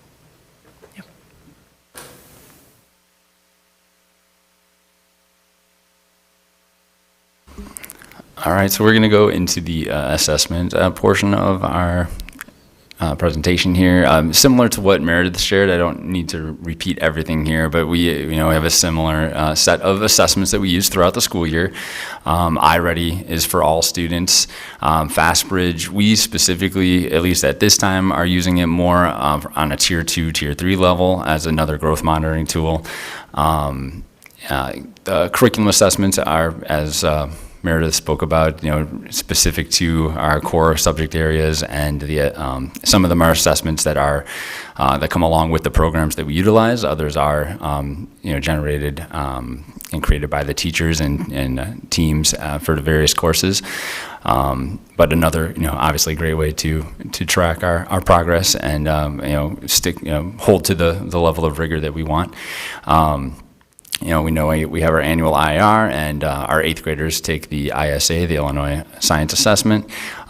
We have been taking the PSAT since 2019, except for 2020, where there weren't, I don't think there were any assessments in 2020.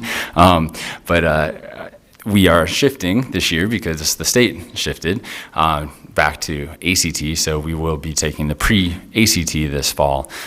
So just making a point of that so that you know that our data we should be able to give similar data, but it's going to be a shift in, just understanding that College Board or PSAT might have one way of determining college and career readiness, and ACT might have another, but they should hopefully correlate pretty well as we, look at the data over the years.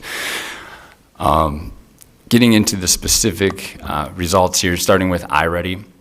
When we take iReady fall, winter, and spring, again, as Meredith explained, we're constantly looking at not just our overall school-wide performance, but also getting down into those specific areas like who are our students that are one grade level below or two or more below, or do we have them receiving the interventions that they need to be able to help them get back on track and so on. At the end of the year in the spring, when we take it for the third time, that's when we're looking to see if they made that expected growth or typical growth, as Meredith mentioned. We were at 60% and 51% for reading and math, respectively, this past spring.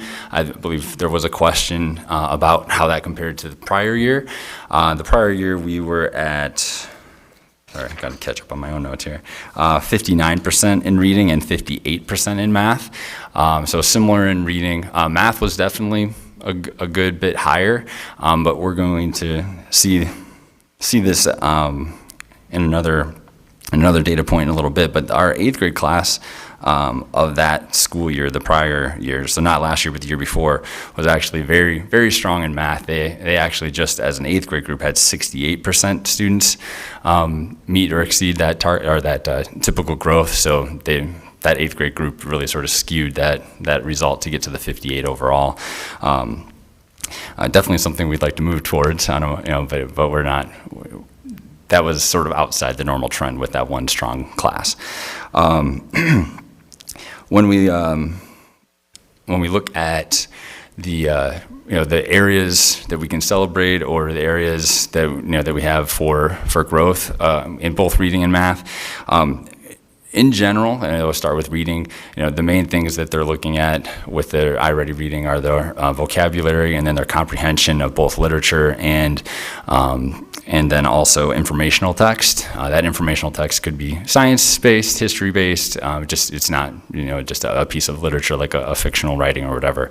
And we do, across all 3 grade levels perform, quite strongly in the vocabulary and the comprehension of literature. I wouldn't say it's a weakness as much as maybe just a relative weakness in comparison to those two. The informational texts are the biggest challenge for our students, and that is something that we are aware of and have been doing some targeted work to address, not only in our ELA classes, but also with the support of our social studies and science teachers. For math, again, it's pretty much a consistent performance across the subcategories. You see, though, that even as we look at IAR, that a lot of it, in the end, does come down to just those fundamental skills of not just their number facts, but also as they move into middle school, being able to operate and apply what they're learning with fractions and decimals. But also similar to what Meredith said, we do have, all of our students do have access to reflex math, and fracs math is a sort of a branch off of that program, so that they, even outside of what they're getting in our normal math program, can get additional practice on those fundamental skills, and then specifically the fracs math with their operations with fractions, so that we are targeting those holes or gaps that we need to fill. Let's see. When it talks about the significant positive shifts, I know there was a reference to the graphs that were in like the additional graphs at the end, 38 and 39, and I think Mr. Hudlerly, you mentioned this even when you were talking with the elementary's presentation about seeing from fall to spring, seeing the green area get bigger and the red area get smaller, and really that's the main thing that we want to see from iReady, to know that it's doing what we want it to do. We're using it to monitor the growth of our students throughout the school year, both again looking at the whole and the individual student, and if we are continually seeing those kind of shifts, we would love to have them even bigger shifts, even more moving into the green and less staying in the red. But it shows us that we're not only pushing our higher kids, but we're also closing that learning gap for the lower ones. So, we're happy to see those results too. All right, so and on this graph, sorry. I thought thought it was still up there. No, I thought it was still up there. On this graph, we were just basically in picture showing what Meredith said in words.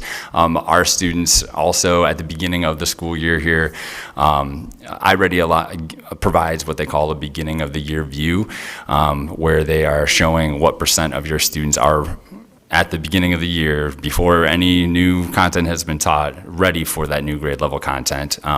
And by saying that, just to clarify, we're saying that based on how they performed on the fall diagnostic, they have demonstrated a proficiency in that, whether it's reading or math, that is showing that they have what they need within their knowledge base and skill set to start on grade level, which again, if we're at almost 80% for both reading and math, that is, when you think of those tiers that we talked about, that is, that's the goal, that's the target where we want to be. Again, we'd love to have more, but if we're at least at 80%, we know that we're getting what we want out of what we're doing. I think I'm done. Oh, it's still me. All right, so now getting specifically into IR, this is one that we definitely are excited about. As Jill noted, these are preliminary results, but we don't expect them to shift too much. And seeing that jump, from 23 to 24 of 25% increase. Obviously we were quite excited when we saw that. And we were hopeful that it was going to happen because we knew our teachers and students had put in a lot of work, not just with the implementation of the new My Perspectives program, which definitely did increase the rigor, but a lot of focused work as well, not just in ELA, like I said, but also in social studies and science on amping up our students' writing abilities, writing confidence, understanding of when it asks you to write an essay, it actually means more than one sentence, and it actually means that you should follow a structure that your teachers have been teaching you, and it all definitely paid off. So we're hoping to continue to see that. When we look at the grade level breakdown on the next slide,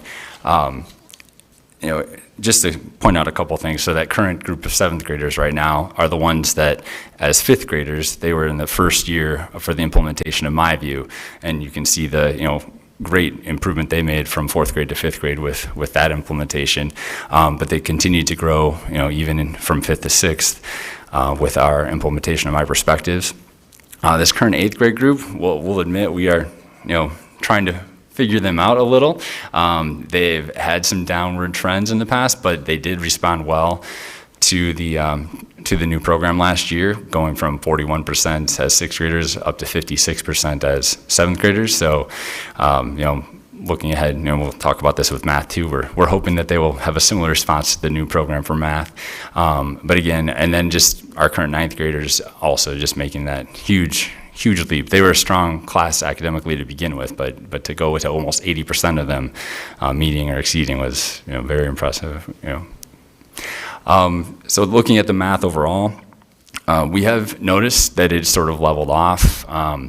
We had seen some improvement definitely when we implemented Eureka Math, but over the last few years, that we're not seeing continued gains, and with that leveling off, we knew it was time to move to the Eureka Math Squared this year, and again, hopeful that we're going to, we can't promise a 25% jump like we had in math, or in ELA, but we were hoping to see a significant increase with that implementation. And when we look at the next slide with the breakdown by grade level, again, the current 7th and current 9th graders show that leveling off that we were talking about. The current 8th grade, again, has that downward trend that they were also showing in ELA. And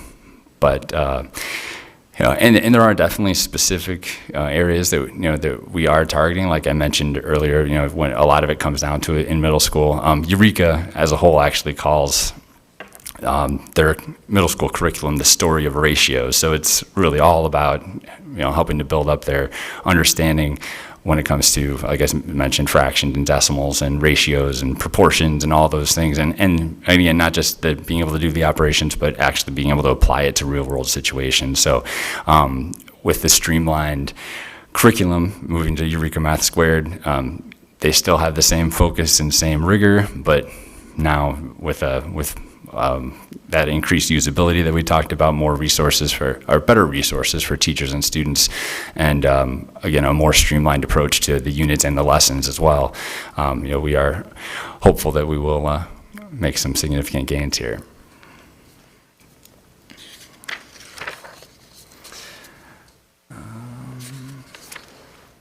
Still me. All right, and then finally on science. So when we talk about science, we're seeing that steady increase year after year. We didn't include the 2021 data, but that was a year where I think it was the last year before they made a significant revamp to the assessment to make sure it was better aligned with the next generation science standards. So we had seen a significant gain from 21 to 22, but then continuing to see incremental gains in 23 and then 24. I think it shows that now that the assessment is more fully aligned to the standards that our teachers have been teaching all along, it's showing with the results as well.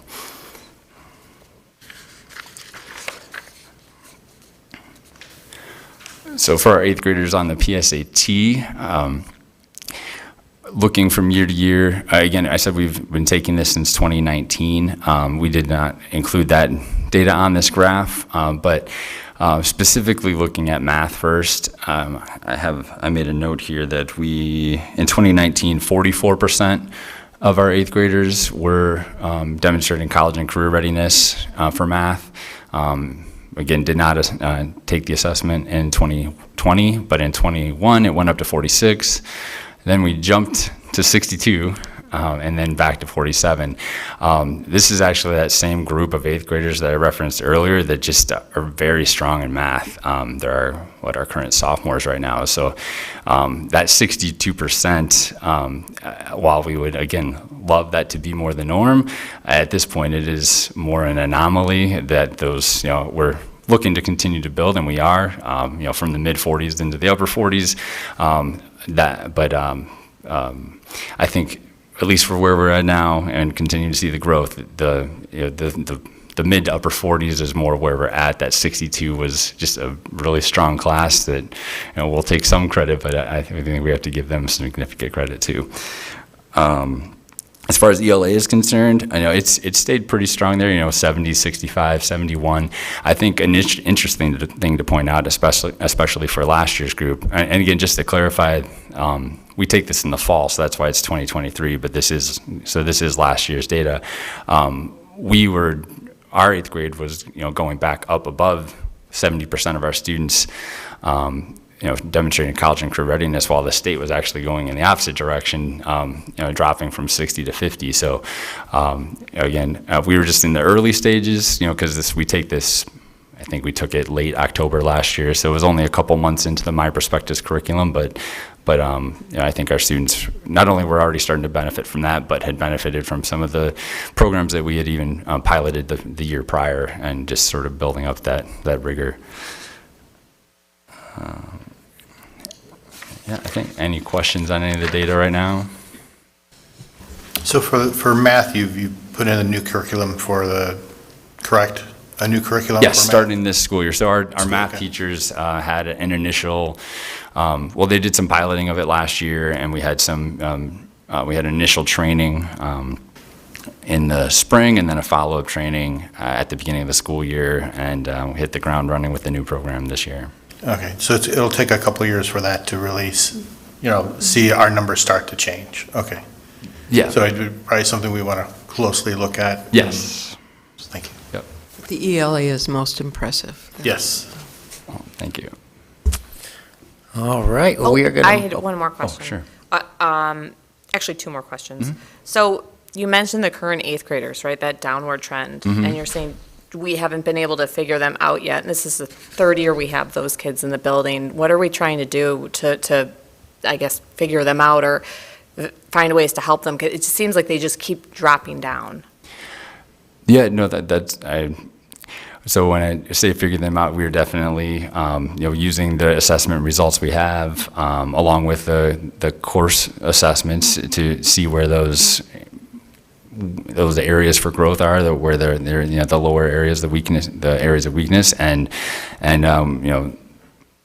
like for math, for example, I mentioned, that really a lot of it comes down to their fundamental skills and ability to do operations with fractions and things like that. So we have made some efforts with like that fracs program and things to target that a little bit more and emphasize the need for those skills. I think what we were looking at with the ELA is that they did. This group of current 8th graders did respond really well to the new program for ELA and saw a huge increase. I think it was a 15% increase or something like that from the year prior with how they did on IR. So I'm not saying we can bank completely on just the new program, but I think that can make a big difference on the math side as well. Just having a fresh look and a new approach to how they're learning the specific grade level standards that they need to be able to demonstrate in the spring on IR. Yeah, the 16% is just a statistically significant decrease. And my other question just builds off that, just looking at the math scores at the elementary school, it just seems with the grade levels from what is in this, which I love that both presentations were on the same night because it's really able to help streamline, but it does seem like there's a drop in math between where they're at in the elementary coming into the junior high. And I don't know if you guys are looking at like those scores across the spectrum. So you're seeing where they're leaving. Just seeing what the elementary had in grade. their presentation versus what some of these scores are. The IAR, they're coming in higher in the elementary, and then it seems like they're coming down into the junior high.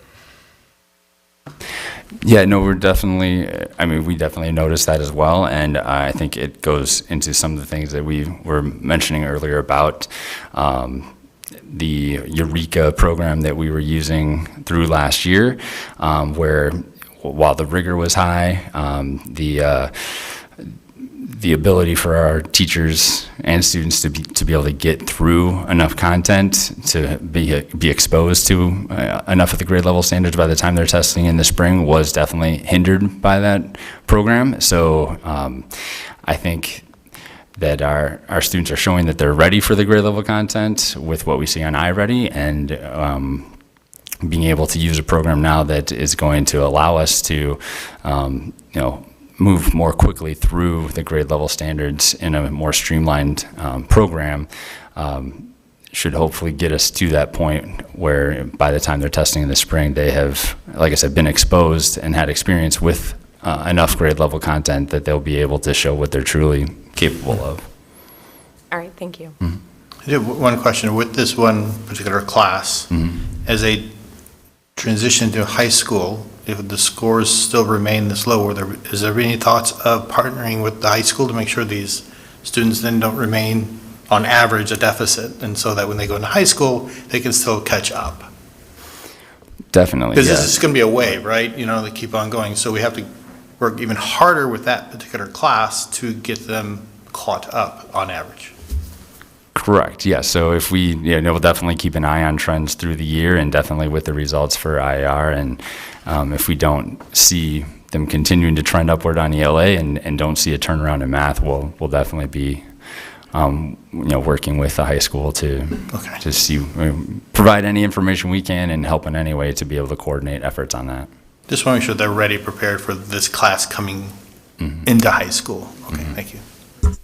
It's kind of a good example why algebra for that class would not be the way to go. So, I mean, I think you're making the decision based on the class, which is a good way to make it. But don't we have like 32 kids in that grade level in algebra? Wasn't that presented at the last meeting? Yeah. Yes. I know, Dr. Filipiak talked about it at the last meeting. Yeah, So we have a large number of kids in that program, so it just seems non-correlative with that. Yeah, I mean, the vast majority, if not all of those algebra kids will meet or exceed, but that's still, there's a few 7th graders in the class this year, so I think there's 28 8th graders currently taking Algebra 1. So, but even with all of those, there's 110 in the class, so we're still, around 25% of them pretty much a sure bet that they're going to meet or exceed, but we're still, to get to where we want to get to, it's going to take a good portion of those students in 8th grade math also meeting. Oh, so currently, like kids outside of algebra, only like 12 to 15% are then meeting. Correct. Yeah, 15 to 20, yeah. Okay. Sorry, yeah, for that class in particular, I guess because they were at 37%, you're correct.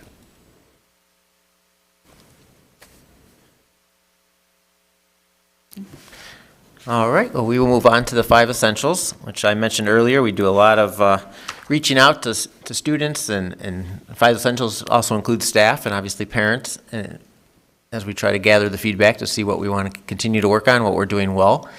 The first one, quality of student discussion. You saw last year we were at a 54, which was the neutral category, and we jumped all the way up to 75, which is very strong. Which, as an administrator, I think everybody would agree, it's one of the really neat things about when we go into classrooms and do observations and different things, that we are able to see this component every time we go into a classroom. And it consists of students build on each other's ideas, students use data and text references to support their ideas, students show each other respect even when they disagree, and students provide constructive feedback to each other. So we can go into a 6th grade social studies class and an 8th grade science class and a 7th grade math class, and we see the same type of things, and which is really kind of neat. And as I think it goes back to a lot of the work we do in SEL, but also a lot of work our teachers do, especially at the beginning of the year, creating that culture within the classroom of support. Math instruction, we were 75, which is very strong last year, and we're still at the strong category at 70, which is great. But as Mr. Erickson has already talked about the new program, and we're just continuing to push kids and hopefully streamline everything. It goes to applying concepts to the real world and the rigor, and it's challenging, and that's the different kind of categories they look at. So again, we're very strong in that. We're going to continue to push that ahead. Peer support for academic work. We were at 67, which was very strong last year. We dropped to 59, so 1 point from being strong, but we did see a little decrease. At the junior high level, it's interesting because when the kids are asked this question, they're asked about their other classmates. It's not personally about them. So they're asked if their classmates feel like homework is important, attendance is important, and they try hard to get good grades, which is just an interesting way to get feedback, I guess. I'm hoping that they think very highly of themselves, that they really value homework and everything, and that nobody else values it as much as they do. But again, it's something that we're going to keep monitoring to make sure that we stay strong in that. The bottom one, safety, that's the one that really stood out to me as we're looking at different things. If we go back 3 years, we always scored very highly in this category. In the last 2 years, we've dropped down.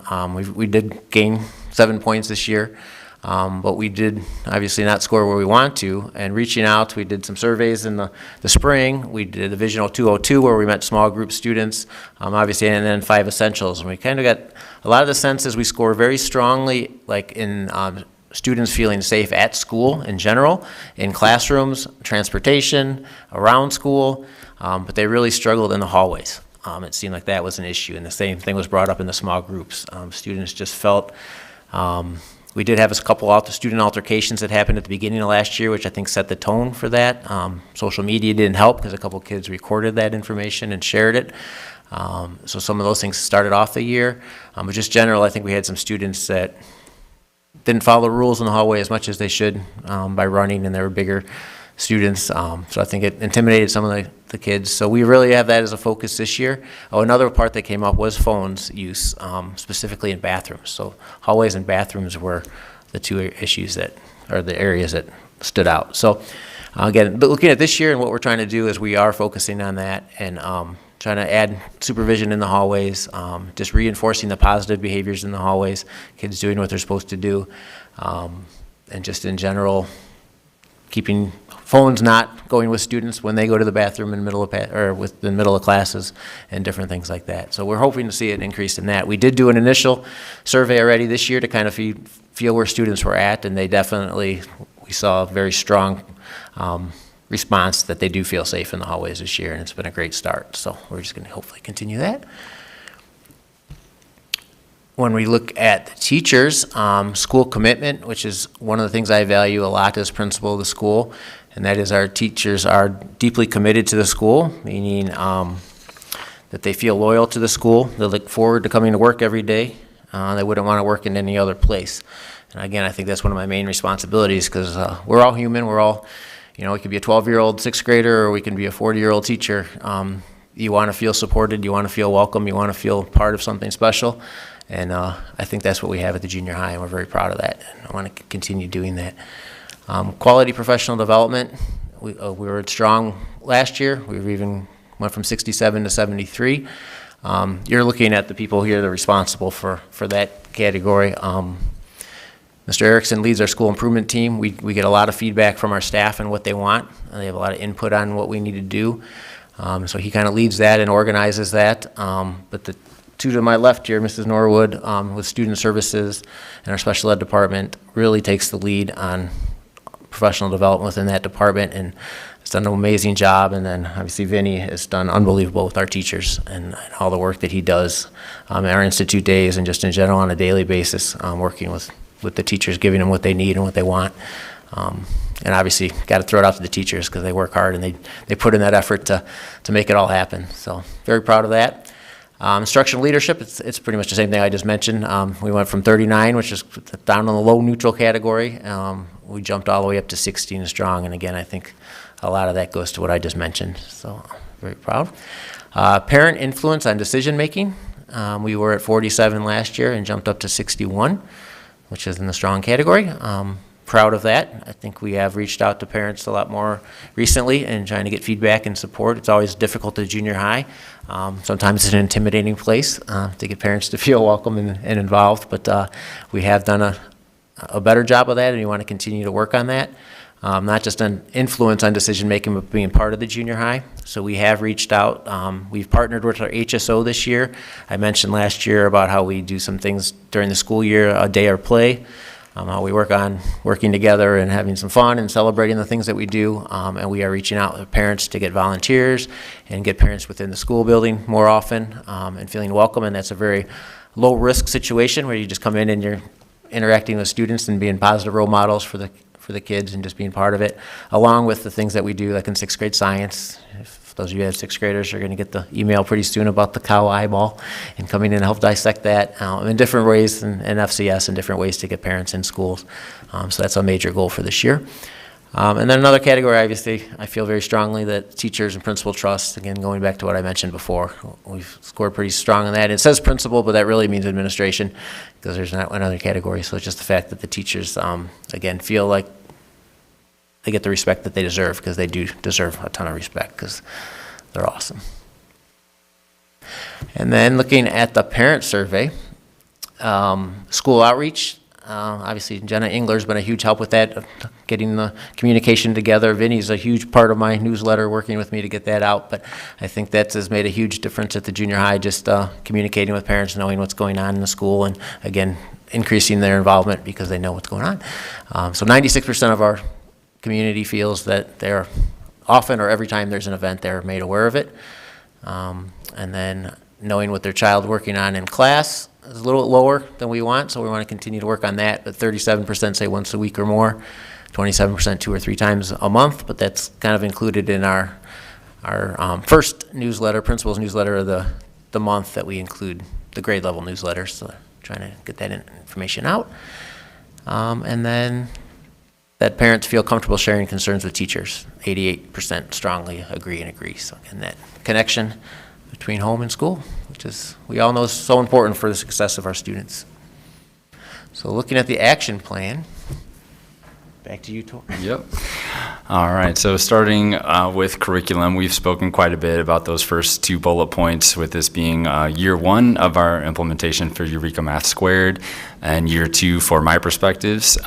We will, obviously continue to support the teachers throughout this school year with additional training, or if that's even just additional release time, or targeted time for them to be able to collaborate and plan as they are adjusting and refining with the new programs that we are implementing there. For the third bullet, this one was modified a little bit from the beginning of the year. We definitely hear the feedback from parents and students of wanting to continue to increase the, we'll say, the speed through the science curriculum. As I mentioned earlier, those units of study for Open SciEd are complex, they are long, and they are, somewhat dependent, not somewhat, very dependent upon the rate at which the students are actually able to, come to the conclusions that they need to with the teacher facilitating. So it is a process to try to speed those up. We definitely, feel that, and our teachers have said, that the more we teach the units, the more they can find ways to streamline it more and more and get to the point where we are able to cover more of those units. As we work on that, we also, though, wanted to highlight just, knowing that we want students to enjoy their experiences in science, like, Mr. Carney mentioned, the cow eyeball dissection and things like that. So things that are, not just in there just to give them something fun to do, but, connected to the units that they are working on, but giving them those hands-on real-life, science experiences, whether it's an experiment or dissection, or whatever the case might be, just to be able to make it more engaging in those ways. The students love, getting in there and using their hands, and we know that it can really benefit learning. So our teachers are committed to finding ways to incorporate more of those opportunities. Also wanted to highlight the streamlined writing tools, and really this should also say social studies. Dr. Slowiak over the summer worked with our team of science and social studies teachers to, as we were mentioning throughout, support our ELA instruction in the area of writing in particular, and especially with it being social studies and science, this is directly to that area where we have that opportunity for growth when it comes to informational text and informational writing in both science and social studies. So they did some really good work over the summer to develop some tools that can sort of guide the students better through that process and what it looks like specific to writing in social studies or writing in science, and really trying to help the students see the connections across English, language arts, science, and social studies, that it's, that yes, there's nuances to each, but good writing is good writing, and they can use the tools and the skills that they're developing in each to make them stronger across the board. For assessment, the first point there is just, continuing to focus our assessments on the students demonstrating the meeting of the learning standards, meaning that we are definitely, when available, using the assessments provided by the programs that we are implementing, knowing that they are holding the kids to a high level of rigor and with what they are being asked to do, and even the performance-based assessments, like we mentioned with the essay writing for my perspectives. We also are excited that we are continuing to figure out how to better meet the needs of our students that are struggling on those assessments, specifically students that are, at below 70%, students that are receiving like a D or an F on their assessments. And we've had a reassessment policy in place, and last year we really just focused it in on those students that were earning a D or an F, but still didn't see the results that we wanted to, just from those students not taking advantage of that reassessment opportunity. So we have started a weekly after-school testing center, both for students that have maybe missed a test due to an absence from school, but also and the main focus really is for this reassessment opportunity, so that we can catch the students, knowing that we can provide transportation home with our activity bus that we have available to them on that evening, and basically take away an excuse that they have to not do the reassessment, and be able to demonstrate the relearning that they've done with their teachers. Thanks. So when it comes to instruction for this school year, of course, one of the areas of focus will be our technology integration and how we can use these tech tools to best meet the needs of our students. Of course, before we incorporate any tech, we prioritize what are the learning goals. Pedagogy, the study of teaching, right, is the priority. Technology can be the accelerator if it's even applicable. So we start with the learning goals. What are those learning targets, and then determine a tech tool, whether it's Canva, IXL, Cami. we've got a lot of resources at our disposal. So it's just a matter of then choosing which one is going to be most appropriate to get the kids to their learning goals. The other component would be to utilize our iReady data and those iReady results. One of the things that we've worked on in the past is using strategic grouping and a station rotation model, which I've pushed into classes before, where we are able to strategically group the students based on their needs and based on what they need to work on. They rotate around the room doing a variety of different activities that will allow the teacher to work with the specific group of students that maybe need a little bit more attention to, again, meet the needs, meet their learning goals and learning targets. Like Mr. Erickson mentioned, we did a lot of work over the summer to streamline our writing process. So our science and social studies teams met to talk about our claim evidence reasoning writing process. We kind of were able to kind of then compare, like, what are those things that we have in common then? What are the organizers that we're using? How can we kind of make these look the same so when the student walks into the class, they don't have to relearn how to do all of this. They've already practiced this, they've already done this before. In addition to that, we worked on creating an informational essay and a narrative writing streamlined process. So in 6th, 7th, and 8th grade, how that was scaffolded and what that looks like at 6th grade, how it's different at 8th grade. And our goals this year will specifically relate towards summary, argument, and compare contrast is what we want to work on this year, which is really exciting.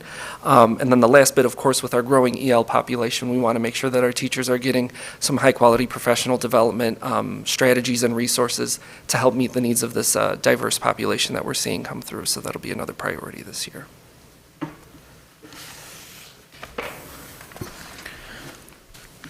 In regards to communication, I think I covered most of this already, but again, leveraging Parent Square with the principal's newsletter and the monthly communication with families through the grade level newsletters that are included in that. Notifying students and parents about upcoming assessments, opportunities for reassessment and student progress from the classroom teacher. So really looking for teachers to reach out, again, utilizing Parent Square to give out that information. And then, as I mentioned, partnering with the HSO to incorporate increased opportunities through school day activities such as day of play and volunteer opportunities within classrooms for support. And then the areas of focus for our social emotional learning, continuing to really emphasize all the letters of pride in the acronym and all the characteristics that go along with it, continuing to use our PBS reward system, which is where we award students pride points, and they're able to cash in those pride points for whatever they choose, whether that be an experience or a treat or a trinket or something like that. They're really motivated by earning those pride points.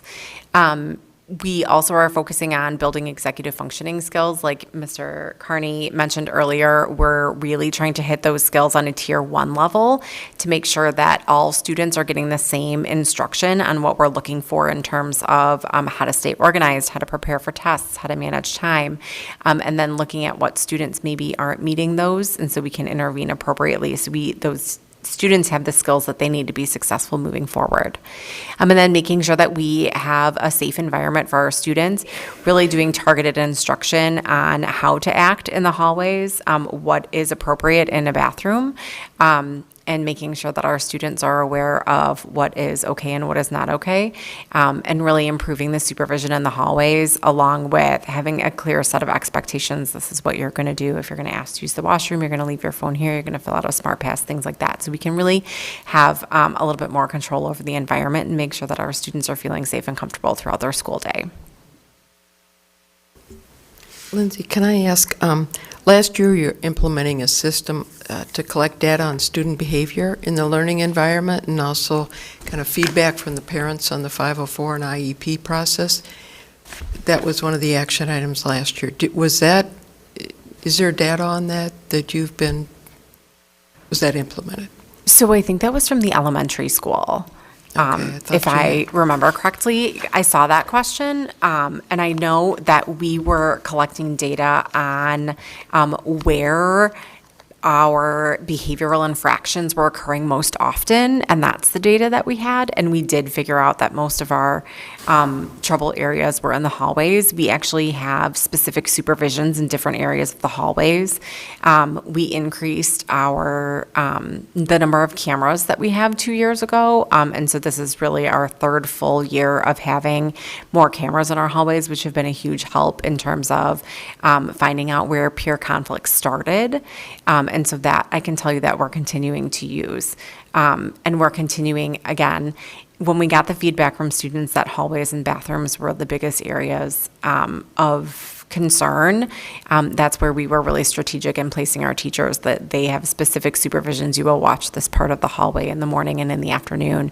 And we really did a lot of explicit teaching. Mr. Erickson and Mr. Carney and I went into each of the classrooms for 6th, 7th, and 8th grade and talked about what the specific expectations are and what to do if you more of the see something, say something kind of idea. If you see something happening in a bathroom that's making you feel uncomfortable, find a trusted adult that you can talk to, so we can really troubleshoot those areas.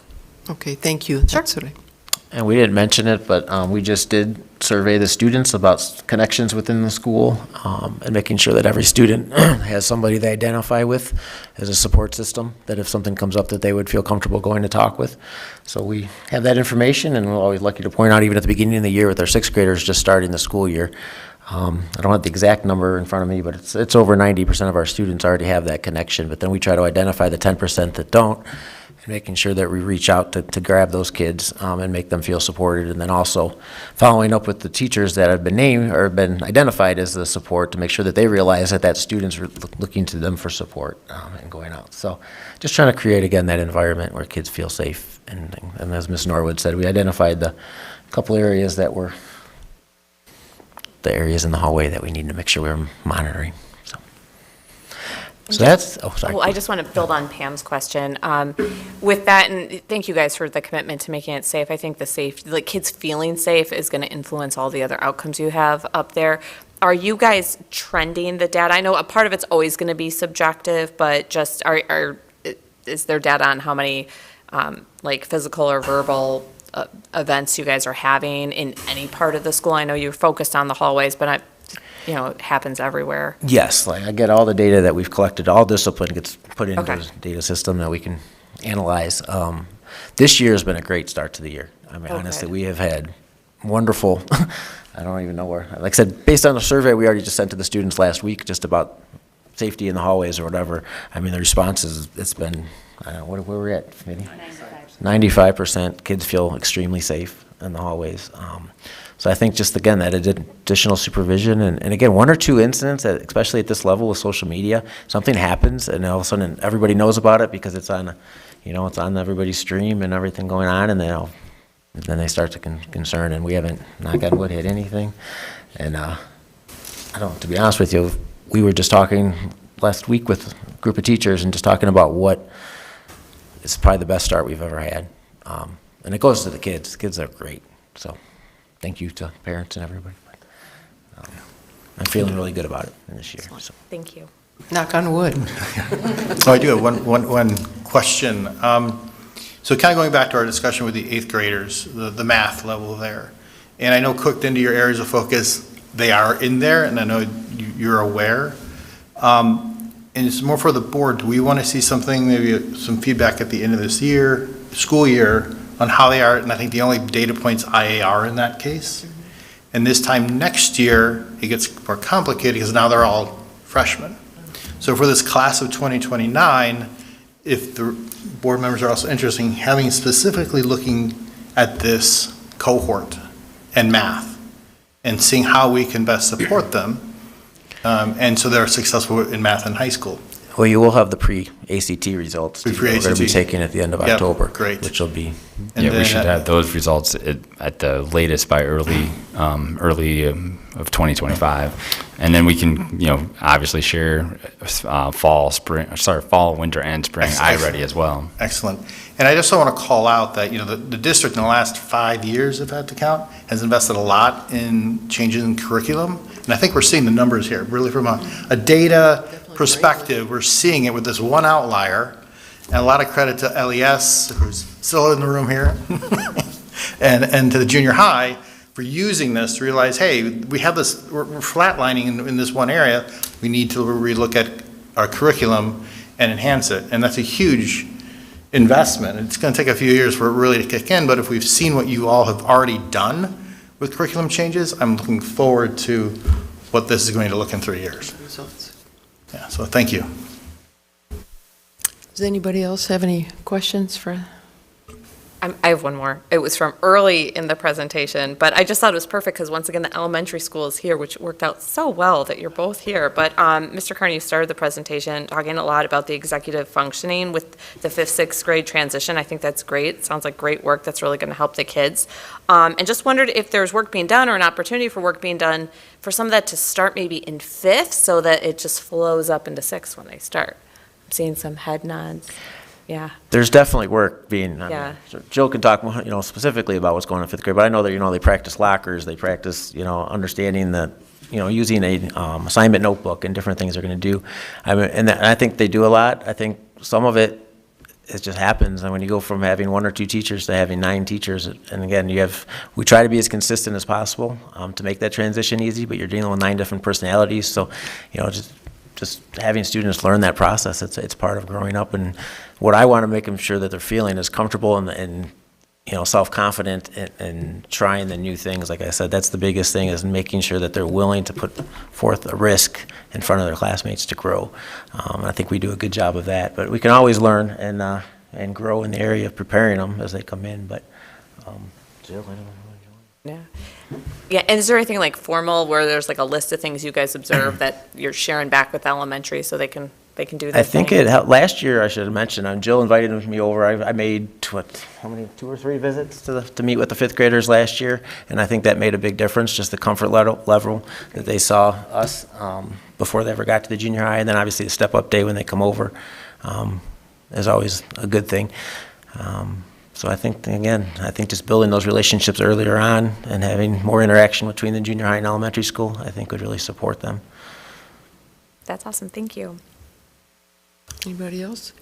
Okay, if not, thank you very much. We'll hope those ELA scores will just put us off the charts, and math will follow. So thank you all for your efforts and presentation.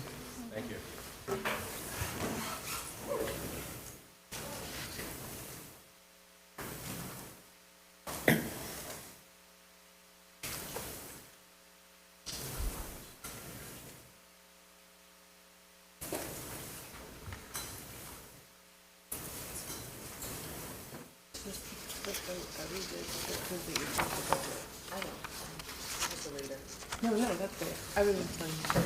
Okay, thank you. We're on item 9B, which is the Lisle Junior High Game Club. Bye-bye, thank you. You're welcome to stay.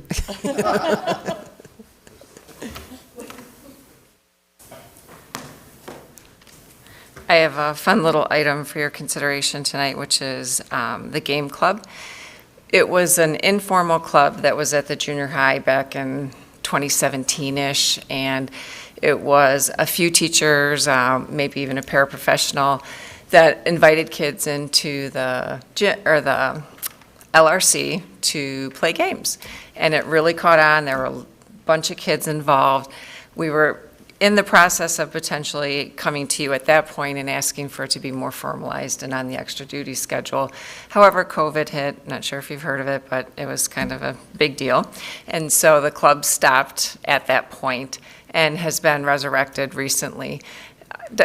Dave Carney talked quite a bit, several times, about trying to find things for students to be involved in, that extra little something, that way of connecting and being part of something is huge there. And this fits a certain group of students, and it also fits the students that are involved in everything. So it's a really fun opportunity that we would like for you, as I said, for you to consider. A survey was done. They had mentioned that in their presentation, and one of the questions was potentially bringing back the game club. Would you be interested in doing that? And at that time, almost 60 students said that they would be interested in coming together. Board games, computer games. I think they even have an Atari. Isn't that the tennis one? Which where it's just doink, doink. Pong? Yeah, Pong, yes. Isn't that Atari? I wouldn't know, so, little more advanced games with Mario Kart and things like that, board games, and also something as simple as Atari. So, variety of options for students, but the main thing is obviously to get them together and for kids to be involved in something. I've noted in the last paragraph there, it's a low entry commitment as far as a salary or a financial commitment because of where it's placed on the salary schedule. So if there's any questions, I'll take those, and if not, we'll bring it back in October for a vote. Can I make a comment? Sure. I, for one, my son was part of this group in 2017, 2018, I think, and it was something that he really enjoyed with his friends. I think a ton of them in that class went to gaming club, and they're now trying to start it at the high school because they miss it so much. Oh, excellent. Well, I'll be back, I guess. So, yeah, I thought it was great. I think we also heard that from one of the parents that we interviewed, too, if I'm not mistaken. Oh, really? About the needs, so, yeah. Interesting. That's great. Anybody, any objections to having it brought back? Okay. Thank you.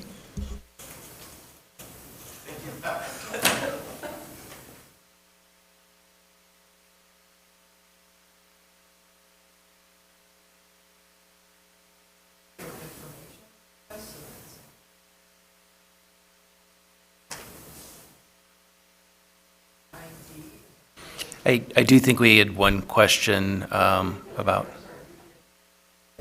I just wondered, quite a few of those were from one paper, I guess, or one individual, and I was wondering, do we actually give them that kind of data? In particular, they asked for like our evacuation plan in case of emergency, and they wanted to know like the amount of students we had and all that. It just seemed like a lot of data that was like safety data. And is that something that's requested often, or? So I have 5 days to respond to that, and the last one, which talked about specific things about our evacuation plan, things of that nature, we will not be giving that information. That's an exemption. But the other items were items you can actually request under the Freedom of Information because they were public information. Okay. I was just mostly concerned with the last one. In Definitely. addition to those. Yeah, so. no, we won't be supplying that. Okay, thanks. Okay, thank you. Going on to 9D then, public comment follow-up. This report is in the packet, and Dr. Filippi and I met with the constituent and had a very good 2-hour meeting and some follow-up. Superintendent's report, 9E. All of the information's listed. A few of the items you heard already during the presentations. Just wanted to acknowledge it is homecoming week. I think often it's viewed as being a high school type of experience, but we've done our best to really have it go all the way to all 3 schools. And so the high school will have a pep rally at the elementary later this week, and actually they're doing quite a bit of homecoming type events at the junior high too. And so I think it's a great pride that because of our size, we're actually able to make it a district-wide homecoming week and not just a high school event. Can I make a comment to that? I had a lot of feedback from parents that they were, they noticed how it was more of a collaboration from the whole district, especially when they sent out the days, not just at the high school where they were having like the spirit days, but it was all like on one sheet. So you could see the elementary was doing this on this day, junior high and high school, and it really carried through. So I just wanted to say that that had a lot of positive feedback. Great. Thank you for the positive feedback there, and hopefully you'll all be able to attend the homecoming event. Benedictine always does a great job allowing us to utilize their field, but also their skybox. And so it's an opportunity for all of the staff to bring their spouses and their kids and cheer on the Lisle team. Excellent. Okay. Item 10 is our committee reports. 10A, Facilities Master Planning did not meet. 10B, Finance met earlier. Anything you want to say, Greg? No, nothing additional. I think we've already covered everything. Okay, very good. All right. Policy 10C. We approved 5 policies in Press 116 as part of consent agreement. Okay, excellent. 10D is Vision 202 did not meet. 11A is the Home and School Organization. There's a meeting on this Wednesday night, and Mrs. Foster's volunteered to go. And I thought maybe if Paula goes with you, you could introduce her. Would that work? Great. Okay, excellent. And then we'll pick up the next meeting. So we'll rotate through. It is 7 o'clock on Wednesday this week. Okay. Item 11B is IASB delegate to board. The only update is the fall division meeting, which is Wednesday, October 30th at the Carlisle in Lombard. So reach out to Marilyn to register. Okay. And I had sent out an email, I believe on September 5th, asking about your availability for an IASB session in December. And for those that responded, if we could save the date for December 10th, that seemed to work the best for everybody involved. We can also talk, and we can talk, at next meeting since this is late, but as to whether or not we want to do a session then, or if we want to wait until after the April election to do a second session. We would need to have one before June 1st of 2025 for our certification process. But otherwise, this sounded like a good session. She'd modified the board self-evaluation to fit what the needs of the board are, and that would be on December 10th. So, okay, and let's see if there's anything else. I think the only other thing, we should be getting the resolutions out, and I think IASB said by the end of September, so we'll have those as a follow-up. That's coming soon. It's coming soon. Intergovernmental did not meet. Let's see, that brings us to LEND, and LEND did meet. There's an upload in the board packet, and one of the things that was not in the board packet or was afterward is that we had breakout sessions with the state representatives. And I was in this session with State Representative Tara Costa Howard and also somebody from Illinois State Senator Laura Elman's group.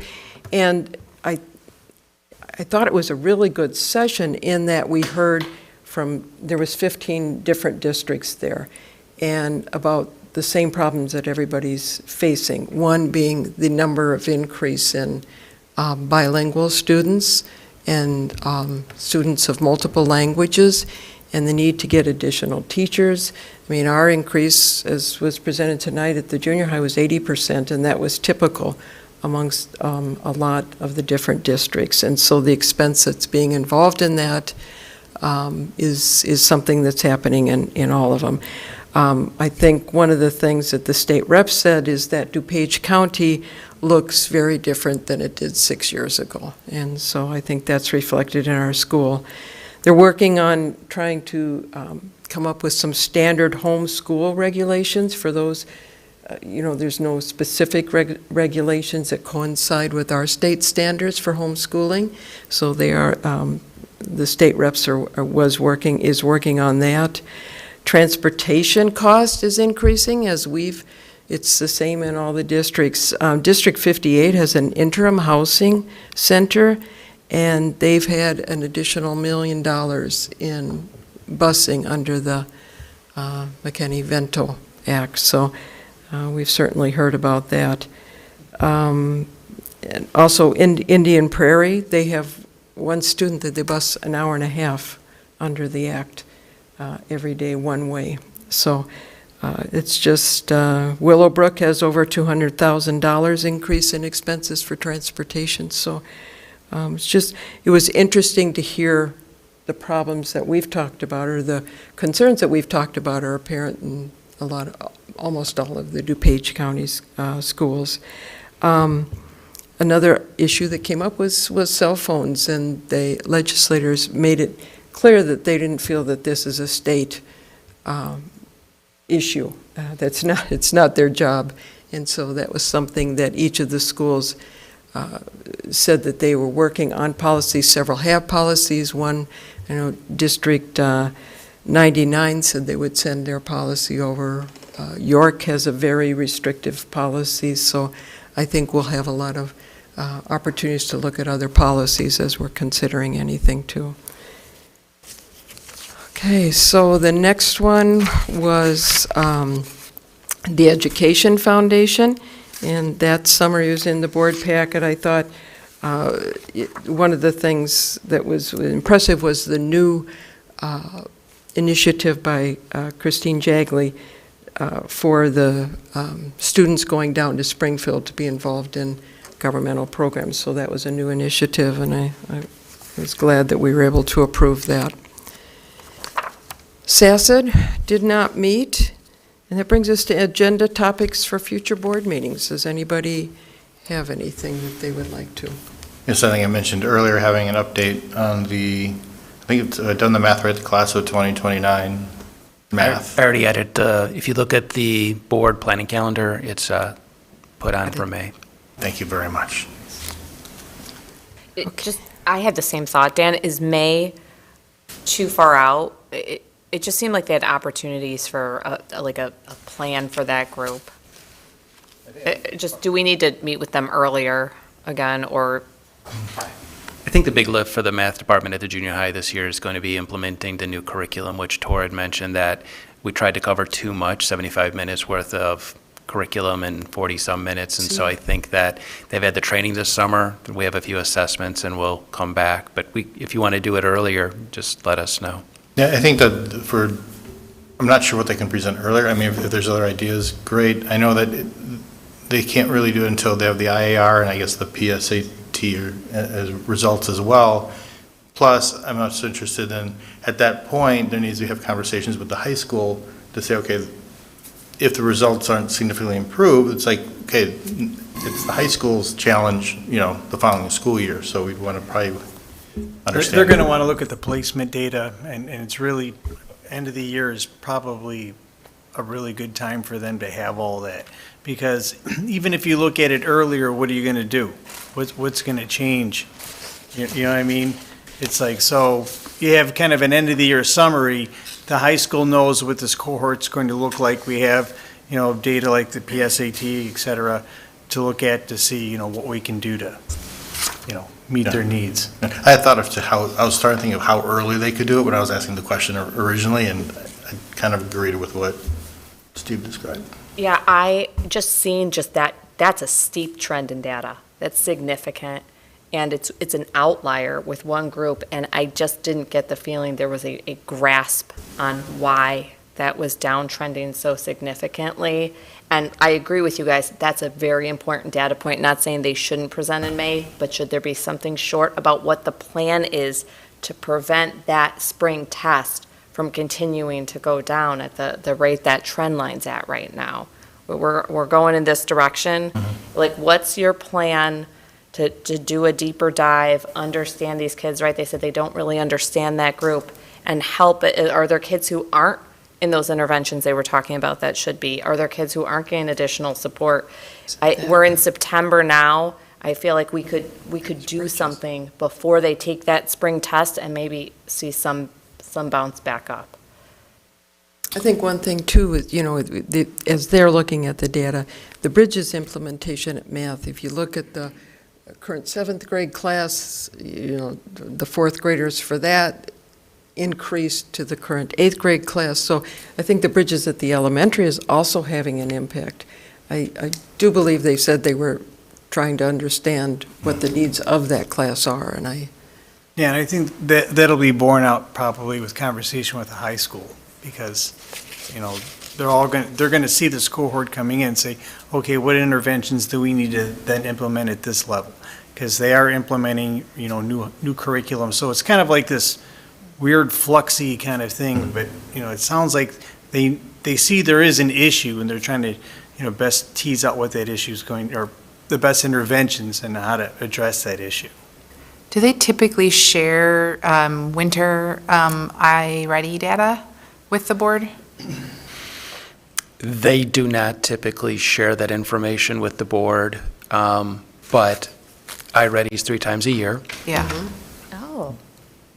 Yeah. So, Oh, yeah, you're right. iReady is 3, yeah. But So we could- that might be a place just to, I don't know that there's anything that can be done at that point, because I'm imagining the teachers are really trying to learn the curriculum, and the kids are too, and sometimes there's an implementation dip too, with a new curriculum, but that might be a place, if we're curious, to kind of look to see, or call attention if we can have that. I think that would be a January meeting for the December results with any update, maybe the administration's Yeah, we can- specifically doing. So, as was mentioned during the presentation, there's the rollout of the new curriculum, and so what I'll list is January to give an update as to how it's going. I think you'll get some good feedback. I know when they changed to, I think it's my perspective, at the junior high, like in the beginning, there's this initial shock, like this is so much more rigorous. We are asking so much more of our students, but then once they started to get some momentum, they started to get more comfortable. Students started to actually feel like they were adapting and stepping up to this new curriculum. And so I'll list January. It'll just be a reminder. Can we share the IRI ready information from the already 2 times they've taken it? By that point, we'd have the PACT or PSAT, whichever they're taking this year. I think he said the PACT. Got to relearn the acronyms now that we're changing. And then also we would have now the units of study, what I think they called curricular assessments. I would just view those as being the end of unit information to be able to show that how are kids doing? What are we learning from each end of unit? Are they getting B's and A's? Or are they really struggling with this new curriculum and Eureka squared? Is that what they put at the end of it? I wanted to say 2. Just to see how the students are adapting to it. So I'll add it for January, do a check-in to see if at that point we have things to share, and also put it for May, because then maybe we'll have a little bit more detail then, but we'll see. They may have learned between now and then, too. I do have a concern because they're adopting a new curriculum, like how valuable this is going to be, because it takes like at least 3 years really for it to cook in. So when we see the results, we need to just kind of, I'm sure we will take that into account. And this is why I keep bringing the high school. We said, I don't want to say this group is too late, but it's kind of late, that we can still get them if we know we have a really good handoff between the junior high and high school. And then by the time they get their ACT scores, they've already cooked in a lot of, improvement there. So we'll see.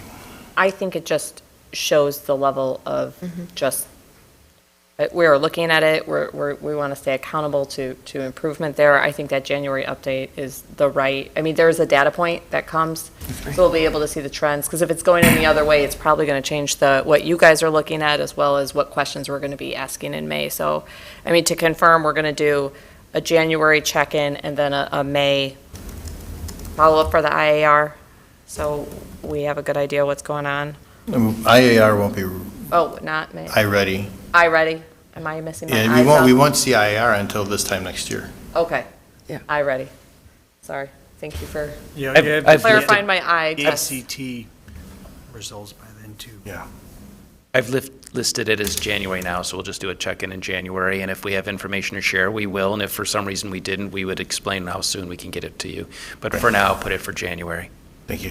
And then we can decide in January for Okay, the so next checkpoint. we'll check in January and then make a decision after that. Okay. But for now, does anybody else have any topics that they? If not, I will entertain a motion to adjourn at 10:20. So moved. Thank you. Second. Who's next? Okay. No, my Okay, microphone's off. all in favor? Aye. Aye. Those opposed? Okay, we are adjourned at 10:21.